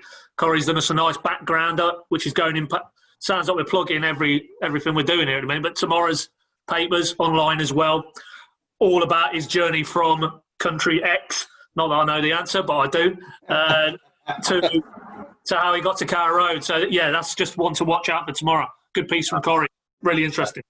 I fear Paddy may have the edge on Connor on this one then. Trust me, Dave, it's the only answer I'll be getting right out of the five. I will repeat the question just before we move on to the final one. A Danal Sinani double for you. How many times did Sinani win the title in Luxembourg before joining Norwich? And he lived in Luxembourg since the age of 5, but which country was he born in? Right, and finally, your 5th question. This one I think is a toughie, but I think Connor might get this one. I've got faith in you, mate. Lucas Rupp has played for 4 clubs in the Bundesliga. How many of those 4 can you name? I'll repeat it one more time. Lucas Rupp, signed in January, of course, has played for 4 clubs in the Bundesliga. How many of those 4 can you name? Right, boys, are you happy? Do you need a little bit more time? 30 seconds. Oh, come on, Southwell. Yeah, I'll give you 30 seconds. You don't have to put the umlauts in, Connor. He's already won, so let's roll on. Let's roll on. Lakers, how tough do you think I've made that? Do you think it's been? Do you think I've gone too far? Well, you know, you said, do you know how many clubs he played for? My answer was none, so I'm correct. I knew none of them, and I got that right. Mark, No, I thought it was a really good quiz, actually. Very hard, but I thought Paddy, it was perfect timing. The Sinani questions. That's a great read, by the way. And I've been off today. I've been on the golf course, so I wasn't aware that Sinani... I'm amazed you didn't put a golf question in. Well, no, I haven't managed to mention yet that I got a par on the final hole of the day with a beautiful drive that very nearly went in, but, you know, I'll move on. You haven't mentioned that. Mark, how did you get on? Not very well, Dave. I'm still. I think I've got the first question. I think I've got 3 of the 4. I can't believe it's bugging me. The 4th. Yeah, me too. Okay, right. And Clarky, you were off cheating. You were on Google getting all the answers, were you? No. I had an important call to take, but I would have done rubbish. I'm glad that Mr. Southwell and Mr. Davitt were picked and not me to answer those. The EDP's head of news does not have time for quizzes. He's too important. Right, let's hit the answers then and find out who is winning that sticker book and 20 packs of stickers, which I think I'm right in saying is 20 quid's worth of stickers, so not bad. Don't take that as gospel though. Right, the answer to number 1 then. The last time Norwich played Huddersfield was a 3-0 away loss in April 2017. 4 of the current City players were in the squad that night. Can you name those 4? Tim Closer, Alex Tettey, Michael McGovern, and Ben Godfrey. Godfrey, right. Godfrey was the unused substitute. So that was the hint. How many did you get? 3. Yeah, I also got 3, yeah. And Connor 3. We've got a tie so far. Right. Should we do paper rock? Should we do, we're not going to award the point then. I thought we could do a bit of paper rock. It's only because I was watching Sky this morning. I saw Jamal Lewis doing a bit of training. They were doing the rondo, you know, when they're in the middle. And him and Callum Wilson had to do, obviously there was a bit of dispute about who should have gone next in the rondo. I've gone down the right avenue here, haven't I? But, just in terms of tell us, Pad. In terms of the point, you know, the paper, rock, scissors, all that, we could do that for this point, couldn't we? Well, I kind of hope you do draw now, because paper, rock, scissors over Zoom could be like a world first. That would be top entertainment. But let's see if we get to that point. Right, number 2, Kieran Dowell has made 76 appearances in the Championship so far during his career. How many Championship goals has he scored? Pad, your guess? 9. 9. Connor? Oh, I went for 20. I feel like I've gone quite high now. Oh, Connor just nicks it. 16. Only just, though. Hold on. Surely it's below. Above is bust. Closest. You're 7 away, he's 6 away. Sorry. You're too young, Dave. You didn't used to watch Bruce Forsyth play your cards right on Friday night. If you went over, you were bust. That was it. Game over. Good game. Never heard of him, mate. Number 3. Before Jordan Hugill became fully established at Preston, he had 2 loan spells. Can you name those 2 clubs? The answers are Hartlepool and Tranmere. How'd you do? Yeah, I thought we were going to be in North East. I went Carlisle, but obviously I was just slightly out. Bury. I got both of those, actually. You got both? Oh, yeah. Impressive stuff. My dad has a weird soft spot for Hartlepool, which is the only reason I know that one. So it's a story for another day, probably. Was your dad captain Canary as well? Does the suit pass down? He was once, actually. Yeah, he was once. I think he had a defeat against Fulham, and it was about 30 degrees, and he really struggled. Brilliant. Right, so we just got to get you in the suit now. That's the feature. I mean, Johnny Redhead did it like... Yeah, Johnny Redhead was that grape or something, wasn't he? And that was about, 12 years ago or something now, and maybe more. Yeah, so and he's a big lad, is Johnny. Right. Connor takes the lead, 6-3. He leads Paddy. It's looking good for Jez. We move to question 4. Danal Sanani. How many times did he win the title in Luxembourg? That was twice. And he lived in Luxembourg since the age of 5. But which country was he born in? Technically, it was Yugoslavia at the time, Serbia now, but it's Belgrade that he was born in. So I'll accept Yugoslavia or Serbia. How'd you do on those ones, Paddy? Full house. Yeah. Just the one for me. Yeah, just the one for me. I gave him 2 more titles than he won. So. Okey-doke. So that's 7-5. So it's still on. There's 4 points up for grabs. So, Pad, you got to get all 4 here to have any chance. The Lucas Rupp question, the decider. He's played for 4 clubs in the Bundesliga. How many of those 4 can you name? Pad, let's hear your attempts. Hoffenheim. Yep, 1. Mönchengladbach. 2. Darmstadt. No. Didn't he play with Mario at Darmstadt, no? Paderborn. Leave it out, man. Well, that's me gone, isn't it? I thought Freiburg maybe was the 4th one. Freiburg. No, it was Stuttgart, the other one. So how many of the 4 did you get, Connor? I got all 4, actually, yeah. I thought you might. They're dancing in the streets of Norwich tonight. I don't want to cast aspersions here, but we're just taking Connor at face value. That's all I'm going to say. You can check my answer sheet there. Yeah. Please. I'll need a photo on Twitter, Mr. Southwell. I trust him. Live. Right, so let me just tot up the scores. So that is 7 out of 13 for Paddy. 6, 7, and 11 out of 13 for Connor. Well played, Mr. Southwell, the future captain Canary. Jez Arlo, you are the winner. You're going to get 20 packs of stickers. and a sticker book. We'll send that out to you. So if you, I'm not 100% if I can get access to your email after the call. So Jez, if you can get in contact with us, either just email me or, the PinkUn or me on any social media feed, and we'll get back to you. We'll get your address. If you don't want to collect yourself, then I'm sure you can find somebody who will be happy to take those stickers off your hands. But that was the halftime entertainment, and just a little bit, just to go back again, that was last year's sticker book. Proved very successful, very popular. We're very pleased, although there are a few little things that we wanted to improve, which we've worked hard on this time. That will be coming later in the year, before Christmas. A new sticker book, 15 memorable Norwich City seasons, the 30 Norwich current first team players as well. So loads to get your teeth into, and there'll be all the swap shops and things like that, as long as those sort of things are allowed by then. But let us know how you got on in the quiz as well, in the Facebook comments, hashtag PinkUnLive on Twitter. Right, Connor, let's go back to the Facebook comment. Oh, Mark. Sorry, I'm going to have to make a move, chaps. All right, it's been lovely joining you all, and I shall see you again soon. Thanks ever so much for the comments, chaps. All right, and guys. Thank you, Cheers, mate. guys. We'll catch you later. He's a Liverpool fan. He's bored with Championship chatter. Yeah, that's it. I'm going to go and brush up on my Championship knowledge now, mate, all right? He's still furious over the Jamal Lewis stuff. Oh, exactly, mate, yeah. He didn't bite before. I thought he'd bite about that. Liverpool.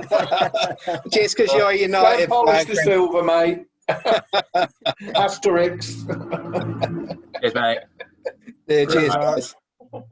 So, Mark is removed from the conversation, but Connor, let me just come back to you for some Facebook comments. I'd imagine there's some few. Have we had any quiz results? Has anyone managed to better Connor's 11? No quiz results as yet, so I'll let you know if any of those come out. A few comments and questions though. Rhino Phil is very pleased about another sticker book. He said, I collected with my daughter. It's the only sticker book I've ever completed, so that's good news. Excellent. Robert Elston has said, which player do you think will be the most important for Norwich this season? For me, it's going to be Hernandez or Emi Buendia, who's fantastic at this level last time around. So I guess to flip that question, because we kind of answered it, maybe the player who was here last season, maybe we can answer that. Who will be the most important of sort of the players who were around last year as opposed to the new signings? Okay, so yes. So who would be the most important of the players who were already here, is how we're theming that. Okay. Clark, if I come to you on that then, if that's all right. Well, I said Dowell as my player of the season, so I'm going to go for Timu as the most important because, as a certain Scottish manager once said, if you didn't score, you don't win, and goals are going to be really vital. So I still think... Who was that? Jock Steam, wasn't it? Oh, please you said Jock. But yeah, so I think he is going to be the man to start up top. And yeah, so I think he's going to be really important. Good stuff. Connor, back to you. Edward has asked, do you think that Jordan Hugill will be first choice striker if Timu Pukki doesn't start firing soon?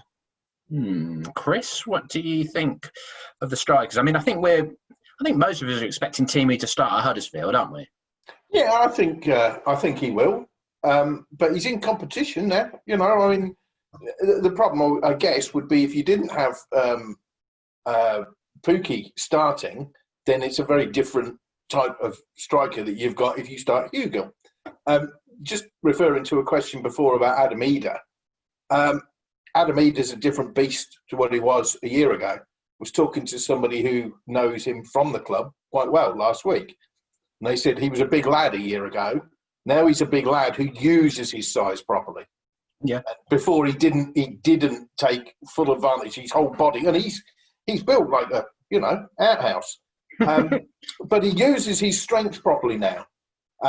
So I don't think he should be written off, Paddy alluded to it earlier, that he's very much in the picture. Obviously, he's not going to be in the same amount as the other two lads, but he's really going to push them, as is Hugill going to push Pukki. That, to me, is the order. I think the assumption is that Pukki will be able to rediscover his form. If he doesn't, I think Hugill, he'll jump all over it. It's a really interesting situation, actually. I've written something this week saying the first person everybody will be looking at on Saturday, if he plays, will be Pukki. That is, everybody's waiting for him to score. Oh, yeah. I watched him in one international and I thought he was okay. You and Robert said He thought he was well off the pace. So that was the game against Wales. Second game, apparently he played a lot better. I didn't watch that, but he was well off it before. Really, really well off it. Paddy, I don't know what you thought about him in Germany and whether that counts in the same way, but he's got to up his game because right over his shoulder, 2 good players. Yeah, all I would say, Chris, I mean, he did score twice over there, and both from open play, and that will have given him a little shot of confidence. Not so much the second goal in the Darmstadt game, because that was just a lovely ball from Quintilla, and he just literally dropped onto his foot. But the goal he scored against Dresden was the Pookie we remember in his pomp, where he's made that run down the channel, Stiepermann's timed the pass to perfection. And, we go back to the Man City game, final day of the season. He's in with the keeper to beat, and you never really fancied him, but he put that away. Okay, it's pre-season, there's no pressure on him, but hopefully that just unlocks something, because he won't get too many chances. He certainly won't be leading the line for Norwich if he's not scoring goals in the first 2 months. So the pressure is on that man. He must know that. Hugo's been brought in for decent money for Norwich. He's got Eder snapping at his heels, and that's what Farke wants. He wants intense competition in every outfield part of the pitch. I think Tim Krul's obviously nailed on for the keeper, but in front of him, he needs to know if you're the guy in possession, you're not delivering, then you're out of the team. And I think that's the interesting. I was quite open, candid last season. I thought maybe we've seen his best days. I think he's gone over the top now. He's played a lot of football for club and country. And I still remain to be convinced that isn't the case. But certainly the pressure is on that man starting at Huddersfield Saturday to get off the mark. Because in this team, you would feel with the creativity around him, there won't be an excuse like he had maybe towards the second part of the Premier League season. He wasn't getting the chances. He should get plenty of chances in this team in the Championship. Can he take them? It's momentum with Timo, isn't it? You think in the Championship last time, he got on a roll and was scoring goals regularly. Beginning of last season, got that goal at Liverpool, got the 3 against Newcastle and kept scoring. Then he had that dry patch, got injured. And for me, after that Leicester injury, was never rediscovered that form from earlier in the year. So if he can get on it and start scoring early doors, then I think he could get on a roll. But needs to get on the sheet pretty quickly. I could see him going on a real patch of form if he gets one and just sort of gets the monkey off his back, as it were, to it will just be such a release of pressure. And he's obviously got the ability to do it in the Championship, and it would be a great story if he did. Right, we're going to bring in some audio on Zoom again in just a minute. We've got Callum, and we're going to bring in Johan again as well, because I did want to ask Johan sort of where he was calling from in America and stuff as well. But there was a couple of comments I just wanted to read. First, on the quiz, Johan got 7. So Toby, enjoying the chat, good, got about one of the questions, so Paddy beat me. So there you go, Toby, with you. And this one's for you, Chris, with a Kings Lynn vibe. Oh yeah, Chris, can it only benefit Norwich having a local team in Kings Lynn higher up the football pyramid? Yes. Okay. I think so. You meant Kings Lynn. You meant Kings Lynn. Can it benefit Kings Lynn? Yes, it can. Ian Culverhouse knows the club, but you know what? I don't think Ian Culverhouse is one of those who goes, "Oh, I'll just get a player from Norwich." That's not the way it works. But what he's got there is a lot of lads who all know each other. They signed Jamal Oza. He's walked in not to an empty dressing room of faces he doesn't know. He knows these people, like not from years ago, but today. So they're all quite familiar. He's got Archie Mayer and Simon Power on loan. Simon Power was fantastic in a few games he played last season. If he can repeat that, the crowd absolutely adored him because he lives up to his surname. He's got a lot of power. He's exciting. And Archie Mayer, we've not seen him yet because he's been on other duty, which is fantastic that Kings Lynn's goalkeeper's on Scotland under-21's duty. I say goalkeeper, him or Alex Street, of course. So, yeah, I think it can benefit. Neil Adams is a regular at Lynn watching the lads. They don't put players, and I'm sure you guys know a lot more than me about this. They're not going to put players into Kings Lynn if it's not the right place because they're valuable commodities. Archie Mayer doesn't get sent out there to help Kings Lynn out. That's a byproduct. He's there as a Norwich City future goalkeeper. So it has to be good. He's got a battle on his hands, hasn't he? Because Alex Street is the real established number one. Well, I did ask Ian Culverhouse if he's now got a new number one, and he said, no, there are no conditions put on the loan. If Alex Street's the better goalkeeper at the time, Alex Street will play. But Alex Street hasn't had competition for 2 or 3 years at least now. The only competition has been Paul Bastock. But I mean, to be honest with you, tell you what, he's still doing a decent job. But that's not good enough. National league level, it's definitely not good enough. So Alex Street will benefit, I think. Bastock's the world record holder for football appearance. Yes, he achieved that for Wisbech Town at Thetford in the FA Vars. Very nice man, is Paul Bastock. Loves a game of golf. So they'll probably ask you for a game of golf now. Oh, well, there we go. I'm always open to a game of golf. In answer to the gentleman, yeah, it's good. Good for Lynn. I can guarantee he'd beat me. Kings Lynn are kind of like the version of Norwich last year, then, aren't they? When Ralph Fairman came in as that strong competition for Krull, and it worked. It got the best out of Krull. So that'll be an intriguing battle. And if Mayer wants to be a Norwich City goalkeeper in the future, or wants to have a professional future, then he's got to edge Alex Street out, hasn't he? He's got to and show. So that'll be really interesting. Right, producer Tony, if I can give you the heads up, if we can bring in Callum next via the audio, who's got a question for us, hopefully. Evening, chaps. Kira's all right? Hi, Callum. Thanks for joining us. Brilliant. Thank you for putting on tonight. Fantastic so far. Thank you. Yeah, my question was just about Daniel and Stuart.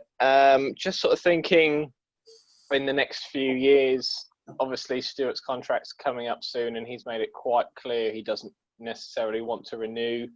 He wants to play a part in finding us a replacement. I wondered what your thoughts are in where we go after the Weber era, because I think we've done so well, and as a fan, I really don't want us to go back to where we were beforehand. Yeah. I know that just reading around recently, I've seen that actually Farke had a spell as a sporting director. In Germany. So is that a possibility? Does Farke come on as if he likes Norwich, if he's up for the challenge, does he stay around?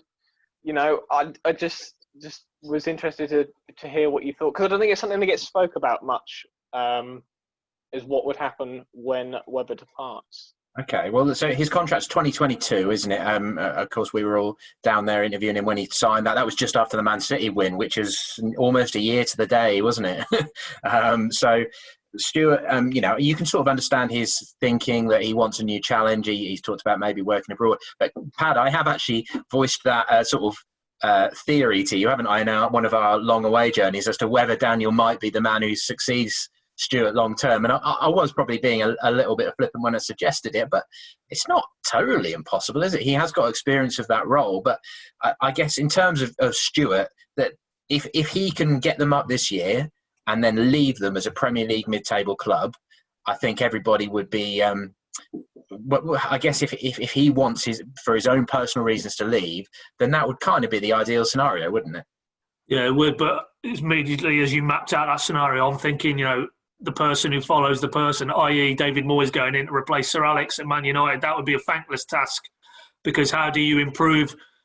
And a lot of that conversation that Callum's raising is obviously wrapped around the ownership, and if it's the current ownership and the current ownership model, when Stuart departs, then you're basically looking for another Stuart Webber, and if he's managed to do that, then it's going to be very hard to strike as lucky as they did before, albeit, as Callum rightly says, he feels such a debt to Michael and Delia that they gave him the opportunity, because the remit he's got now wasn't like for like at Huddersfield. He didn't have the freedom or the independence to really run the show as he has at Norwich. Because of that, and don't forget as well, that first season under Farke and Webber wasn't going completely to plan. They finished below Ipswich, didn't they, in the Championship? There was plenty of times in that season where, ourselves in the media, more than a decent proportion of fans were going, well, this brave new world doesn't seem to be working. I'm not sure Webber and Farke are the people to take this forward. So he remembers that. He remembers that period. He got fully backed by Delia and Michael, and he feels a gratitude towards them, to the extent where perhaps unusually he will move on because he won't sign another deal. He's made that quite clear. So if it is 2022, then, but by doing that, he's not going to leave the seat vacant. He's going to do everything in his power to find a replacement. That's a very interesting dynamic. It's not too often at top-level football you have a very important role in a club, i.e. sporting director, actually pretty much shaping what their successor looks like. But that is part of what Norwich are trying to do. That it isn't the boom and bust cycle of you fall out of the Premier League, right, get rid of the head coach / manager, get rid of loads of players and spend money to try and get back there. They're trying to do something a bit more organic, a bit more evolutionary, and that will also apply to who comes after Farke and who comes after Webber. Webber, less urgent, because ultimately, as we'll all know, sitting here, every fan will know, watching this, listening to this, given they lost 10, 11 games on the spin back end of last season, if Norwich continue in that fashion, then Daniel Farke won't be in charge. It's as simple as that, and that could conceivably happen way before Christmas. So I think in terms of Daniel's position, that hinges completely on how they start this season over the next 2 months or so. And there is a realistic sense that he is putting something together which can give him a good chance to get straight back out again. So that, to me, in this debate would be less of an issue. Stuart has said to me, he said to others, if Daniel was to go tomorrow, and whether that was Daniel gets an offer and feels he wants to go, or they feel that the results aren't where they need to be for the investment he's had this summer and they have to make a change, Stuart Webber knows who he wants to be Daniel Farke's replacement, because if he didn't know, he's not doing his job right in terms of succession planning. I think the more interesting debate, because the sporting director role in this model is absolutely pivotal. Daniel says it all the time, really Stuart Webber is the most important employee at this football club. And so finding a replacement for him, if it is that he runs through to 22 and then he departs, it's not too big a stretch to say that could shape the future direction of this football club, irrespective of what league they're in come the summer of 22. If they don't get that appointment right and the ownership model stays as it is, then the club could easily go the other direction, because you cannot underestimate the job that man has done, the turnaround from what he inherited to where they are now. And okay, on the pitch, it was a blip last season. They've dropped back out of the Premier League. But as Daniel always says, they probably got there ahead of schedule anyway. So right here, right now, he's done a phenomenal job. And I think that is massive shoes to fill. And we're probably going to be thankful that he's going to play a part, because he feels he owes that gratitude to the owners. I've got a slight theory about the sporting director position. I don't know if it'll come true. But I just wonder whether... You're taking a role on, Connor. Is that what you're going to tell us? Canaries. Oh, yeah. But because of the time frame that he's mapped out in terms of a couple of years, it wouldn't surprise me to see perhaps an internal appointment come in and take that role. And for me, it wouldn't surprise me, given that Stuart Webber came in from a background of recruitment, to see someone like Kieran Scott end up in that position, for example, who's head of recruitment at the club. And because if you've got 2 years, then effectively that allows you to almost have someone shadow you, doesn't it, and explain the sort of intricacies of the job. Because the reality is, in terms of this position, it's still fairly new in this country. There aren't too many decent sporting directors in Britain, in the United Kingdom so far. So they probably have to look abroad, I think, if they're going to find an experienced option. The only one that comes to mind really is Ross Wilson, who's at Rangers at the moment, has been at Southampton, and I think Huddersfield as well after Stuart Webber. So it's quite a limited list. So I just wonder whether they'll shape someone at the club, if it's not Kieran Scott, even potentially someone like Neil Adams, for example. These are characters who could get to grips with that job and maybe know what it's about, looking at Stuart sort of in close quarters over the last couple of years. Yeah, interesting point. Great question, Callum. Thank you very much for that. Cheers, chaps. Tony, if we can get Johan lined up for the next question, and I just wanted to, obviously we had Johan on a little bit earlier, and I meant to come back to you and ask whereabouts you are in America, where you sort of follow us, and how you came to follow Norwich, etc. Yeah, I'm in Colorado, but I actually went to Blakeney when I was 9. And okay. So I actually ended up buying a kit when I was 9 years old, and didn't really follow very much, but then got back into it when I got older. So that's kind of how it all started. Good man. Did you have another question for us? Yes, I did. It's kind of a quick 2-part one. I just haven't heard much about Todd Cantwell. I think there's been a lot of talk about, he had a breakthrough season last year, but does his style transfer to championship again? So maybe a little discussion about that. And then the away kit. I like it. Just want to see. Okay, the petrol blue, right? Yes. Let me just. Clark, modelled by Paddy. Yeah. Seriously. Clarky, I'll come to you on Todd in just a second, but let me just interject very quickly, just to say we're into extra time now. We weren't sure how sort of well this would go, but thank you so much for all your comments and questions. This has really flowed quickly, but we have been going over 90 minutes now, so we'll call 7:30 as our end point. So we'll start sort of moving towards wrapping up things soon. We're into our extra time, but. Clarky, as Mr. Deerham, as a man who's known about Todd Cantwell's talents for a long time, as many Norwich City fans have, how do you sort of assess his situation at City? Yes, I mean, it's a great question. I think he can flourish in the Championship. For me, he was the one who was most talked about by a lot of the pundits during the Premier League, even in the later days when things weren't going well. People were still talking about how well he was playing. I think he's wised up. I think he's stronger now. I think his attitude has been generally really good. I think his all-round game, he works hard. He's shown he can score goals. I mean, those early goals that he was getting in great position.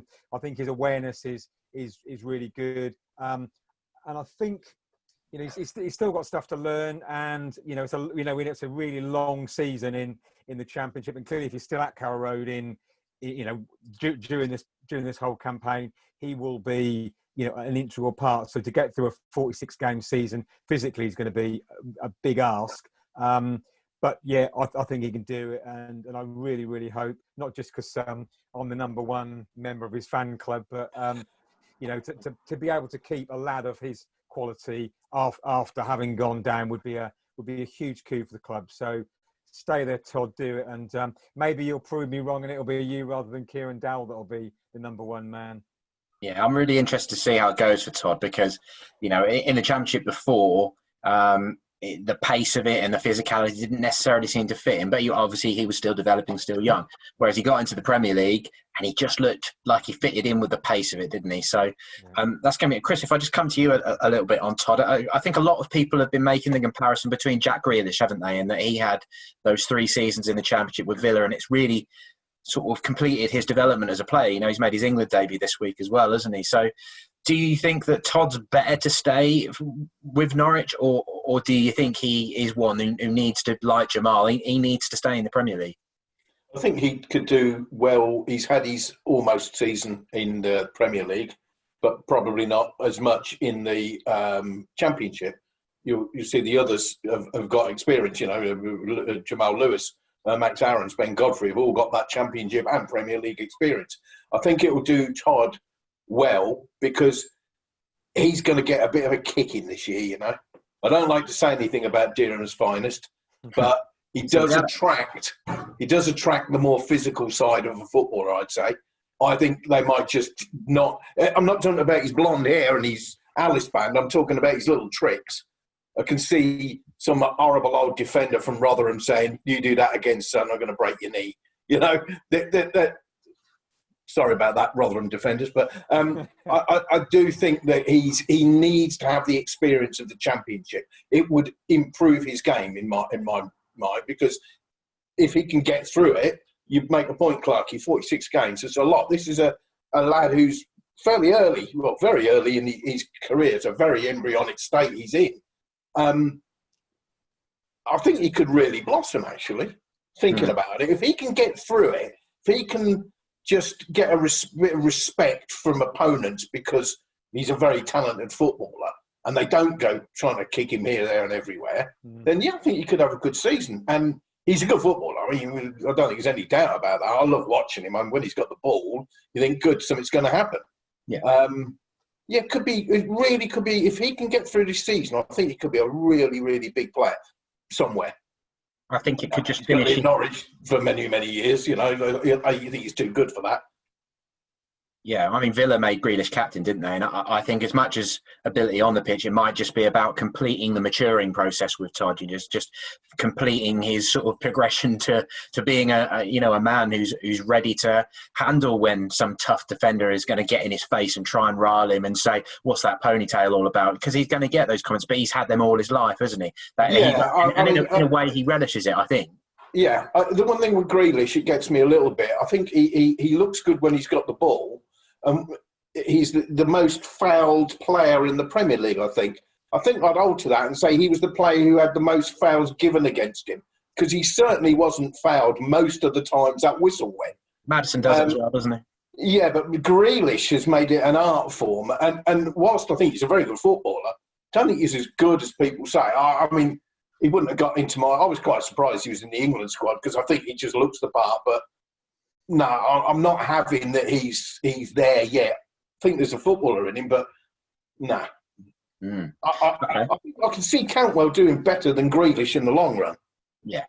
All right. Well, good question, Johan. Thanks for them. The away kit then, Pad, if I can come to you on that, as you're wearing the appropriate coloured jumper. It's not quite petrol blue, though, is it? But it is.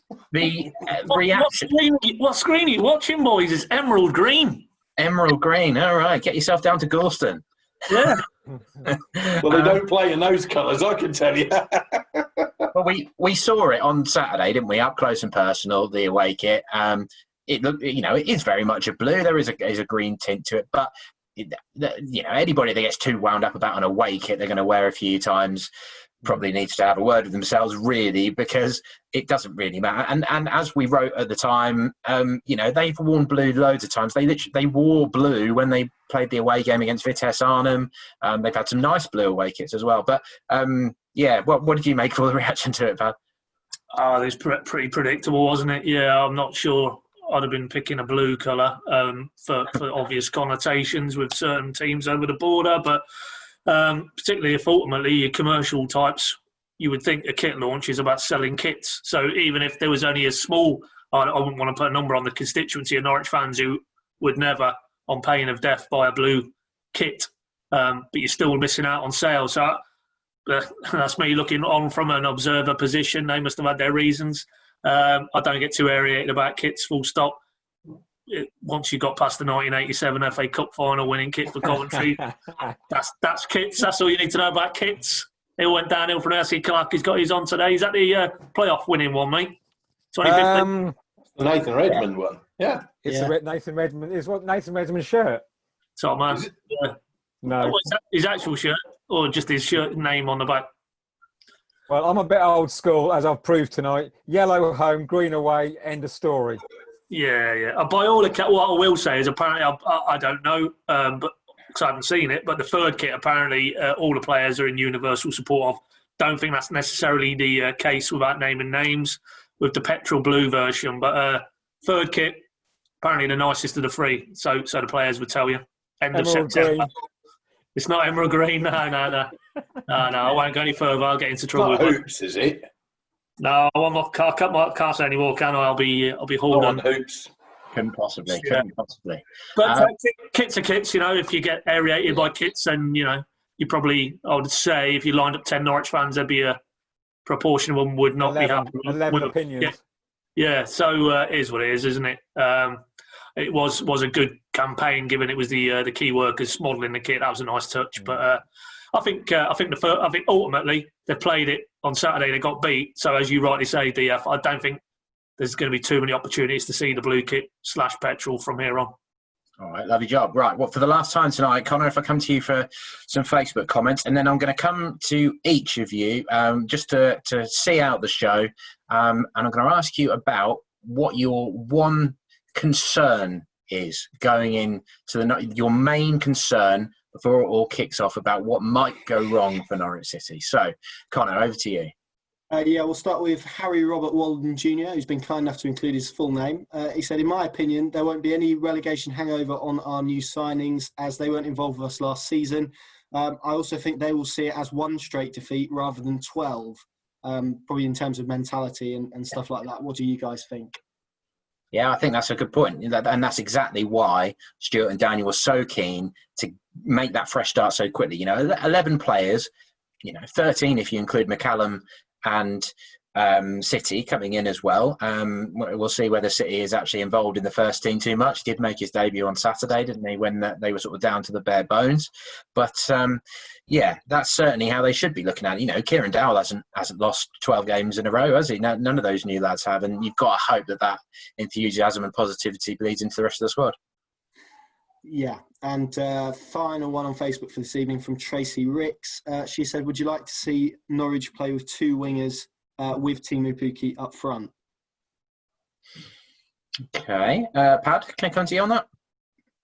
Yeah, I wouldn't be averse to it. I think that's kind of with Pajeta and Hernandez. You will see that. Now, whether you'll see that as his go-to starting formation all the time, probably not. I think while he's still got Cantwell and Buendia in the building and Dowell and Stiepermann, he's still going to favour probably more technically, clever player rather than out-and-out raw power and pace, which those two guys seem to be bracketed. But by the same token, when they brought in Pajeta, they said they felt they didn't have enough of that in the squad. So that, to me, straight away says, okay, they maybe feel they need to mix it up a little bit. Maybe they've become a little bit too predictable. And Daniel, in terms of wanting to dominate the ball, that's fine. But you do need to have a little bit of a wild card to throw in. And that guy in pre-season certainly has something about him. And I thought Hernandez, again, clinging to straws, I thought he was as good as any during the Project Restart period. So it isn't beyond the realms that we see those two paired together. But I think at the outset, it's probably going to still be a little bit more of what we associate with how Daniel sets up his midfield. Good stuff. Right, Connor, thank you very much for playing for all those comments. Clark, if I can come to you first for our finishing question, I wanted to ask everybody what the one concern, the nagging concern that is there, because it's easy when you go into the first day of the season, just like when a new player is signed, it's easy to be optimistic, isn't it? It's easy to be positive. You're only thinking about what can go right. And the same as with transfers, things can go terribly wrong. Norwich fans know that better than anyone. 7-1 defeat to Colchester, 2009. No one will ever forget it. It was an absolute unmitigated disaster. But it, as one door closes, another opens, and it started what was something pretty special. So as we head into that opening day at Huddersfield on Saturday, what's the one little concern you still have? I think, my starting point is generally positivity, so I think there was a lot of that, but I guess it's just transferring the positivity there is, as we've said earlier on, the variety and volume and quality of the lads that have come in, and just being able to turn all of that into the reality of getting win after result, after grinding out a draw, and almost putting the ingredients that we've got into a good meal that's going to be tasty and successful in the Championship. So almost, putting the money where the mouth is, and not just all looking good, but actually working. And the cold night in Rotherham, being kicked about by Lakers mate at centre back, and just making it work. Not watching. I'm going to be kicked about. But yes, so basically just making it all happen on the day. Okay, right, Lakers, I'll come to you next, and then I'll come to Connor, and then we'll close with Paddy.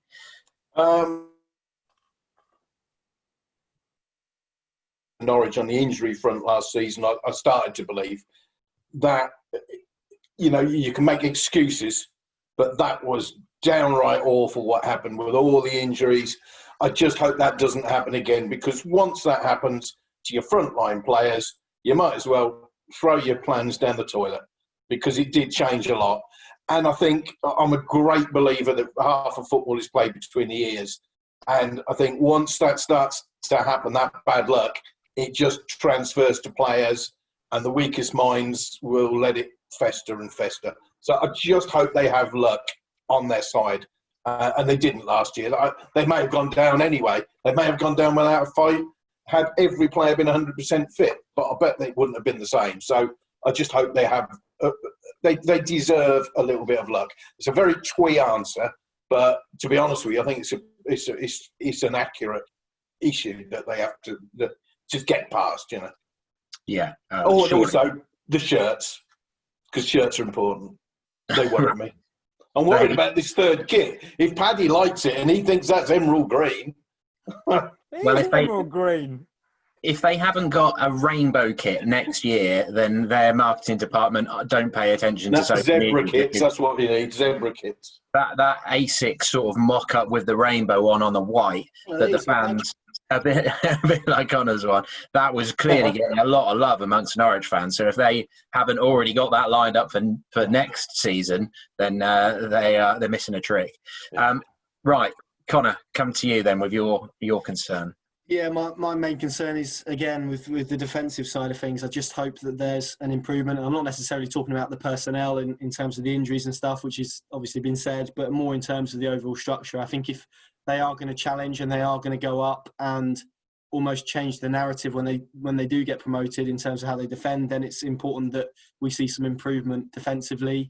And that's the whole structure. That's not just individually on the defenders. I think clearly the concern is that they can't replace Alex Tettey again, that they are reliant on him, that they do see too many goals, that they are too open when they give the ball away, that they are too easy to counter-attack against. So for me, it's the solidity and hoping that they can find some improvement in that. And that for me is the concern, because although there was a 10-game spell in his first season under Daniel Farke, there hasn't really been enough evidence to show that, and again, this is probably a wider debate about the tools he's had available to him, that he can transition a team from being really slick and really fluid in possession to one that can shut the doors, essentially. So, yeah, for me, it's the concern still about the defence and the defensive structure, and making sure that they get that right again, as their big area in terms of improvement, I think, on last season, but equally when they won the title as well. Because if Sheffield United, Wolves, etc., all these teams that have gone up and done really well, even Leeds last season, they knew how to grind out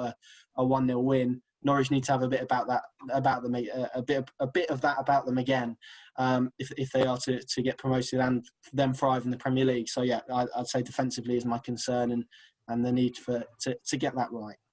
Well, let's just hope we're talking about promotion at the end of the season. I'm very concerned because one of my best mates is getting married in April, and it's like the fourth. At the moment, it clashes with like the fourth from last home game or fourth from last game of the season. The QPR at home, I think it is. So if they are in the promotion mix, I've got a interesting decision to make. Pad, just before I come to you, we've got a couple of comments come through on Zoom. Toby's nagging concern is that the defence will not improve with the current system, no matter who you put in. As we've spoken about a lot under Daniel Farke during the Championship title winning season, I think it was 57 goals they conceded, wasn't it? So they managed to outscore teams to win the Championship title. But yeah, I think everybody would like to see there's just that little bit more pragmatism in there, or certainly a lot of people. And Duo says, my concern is that the likes of Godfrey, Aarons, Cantwell and Buendia start the season strongly, only to be nicked by a Premier League club, which is a very good point as well, given that the transfer deadline, I think, is October the 5th, and then it's the 16th when the domestic window closes and the window is totally closed. But the final word to Mr. Davitt. Well, it's already been taken. I've had a mare here. I was going to throw in about defensive side, and then Connor's, fair enough, pointed out. So I thought the next thing I'll talk about is the short-term loss of players.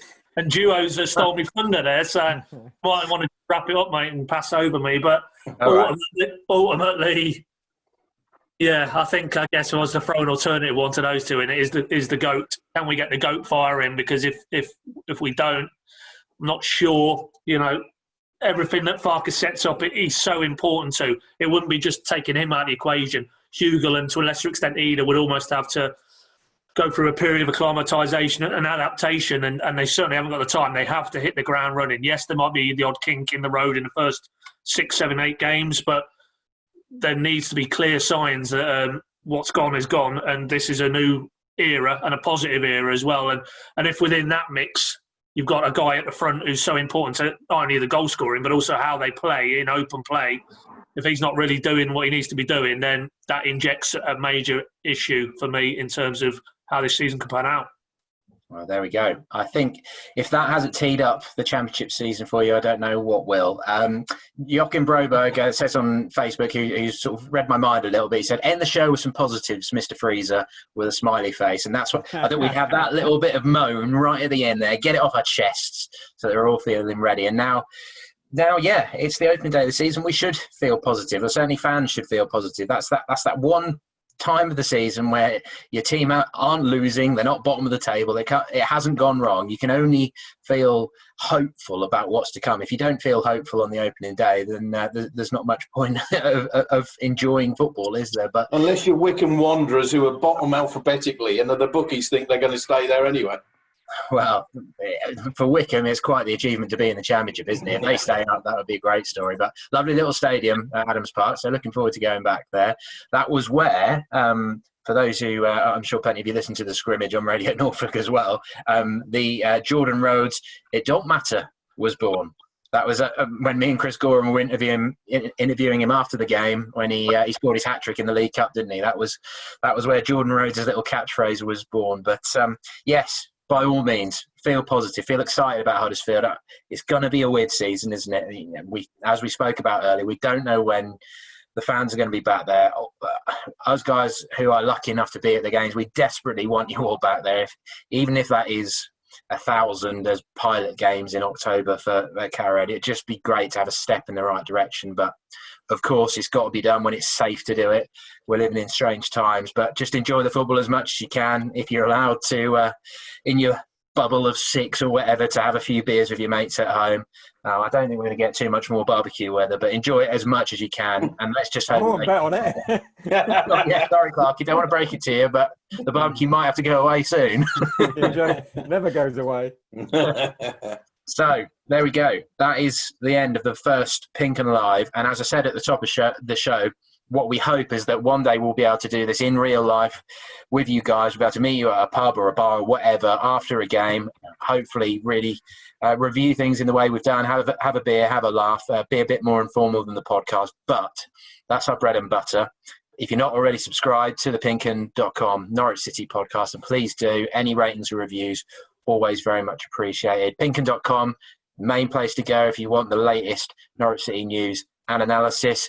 Our YouTube channel, Facebook, Instagram, we're on all the channels. We try to bring you as much Norwich City news and views as we can, and that's where we'll be on Saturday. We hope.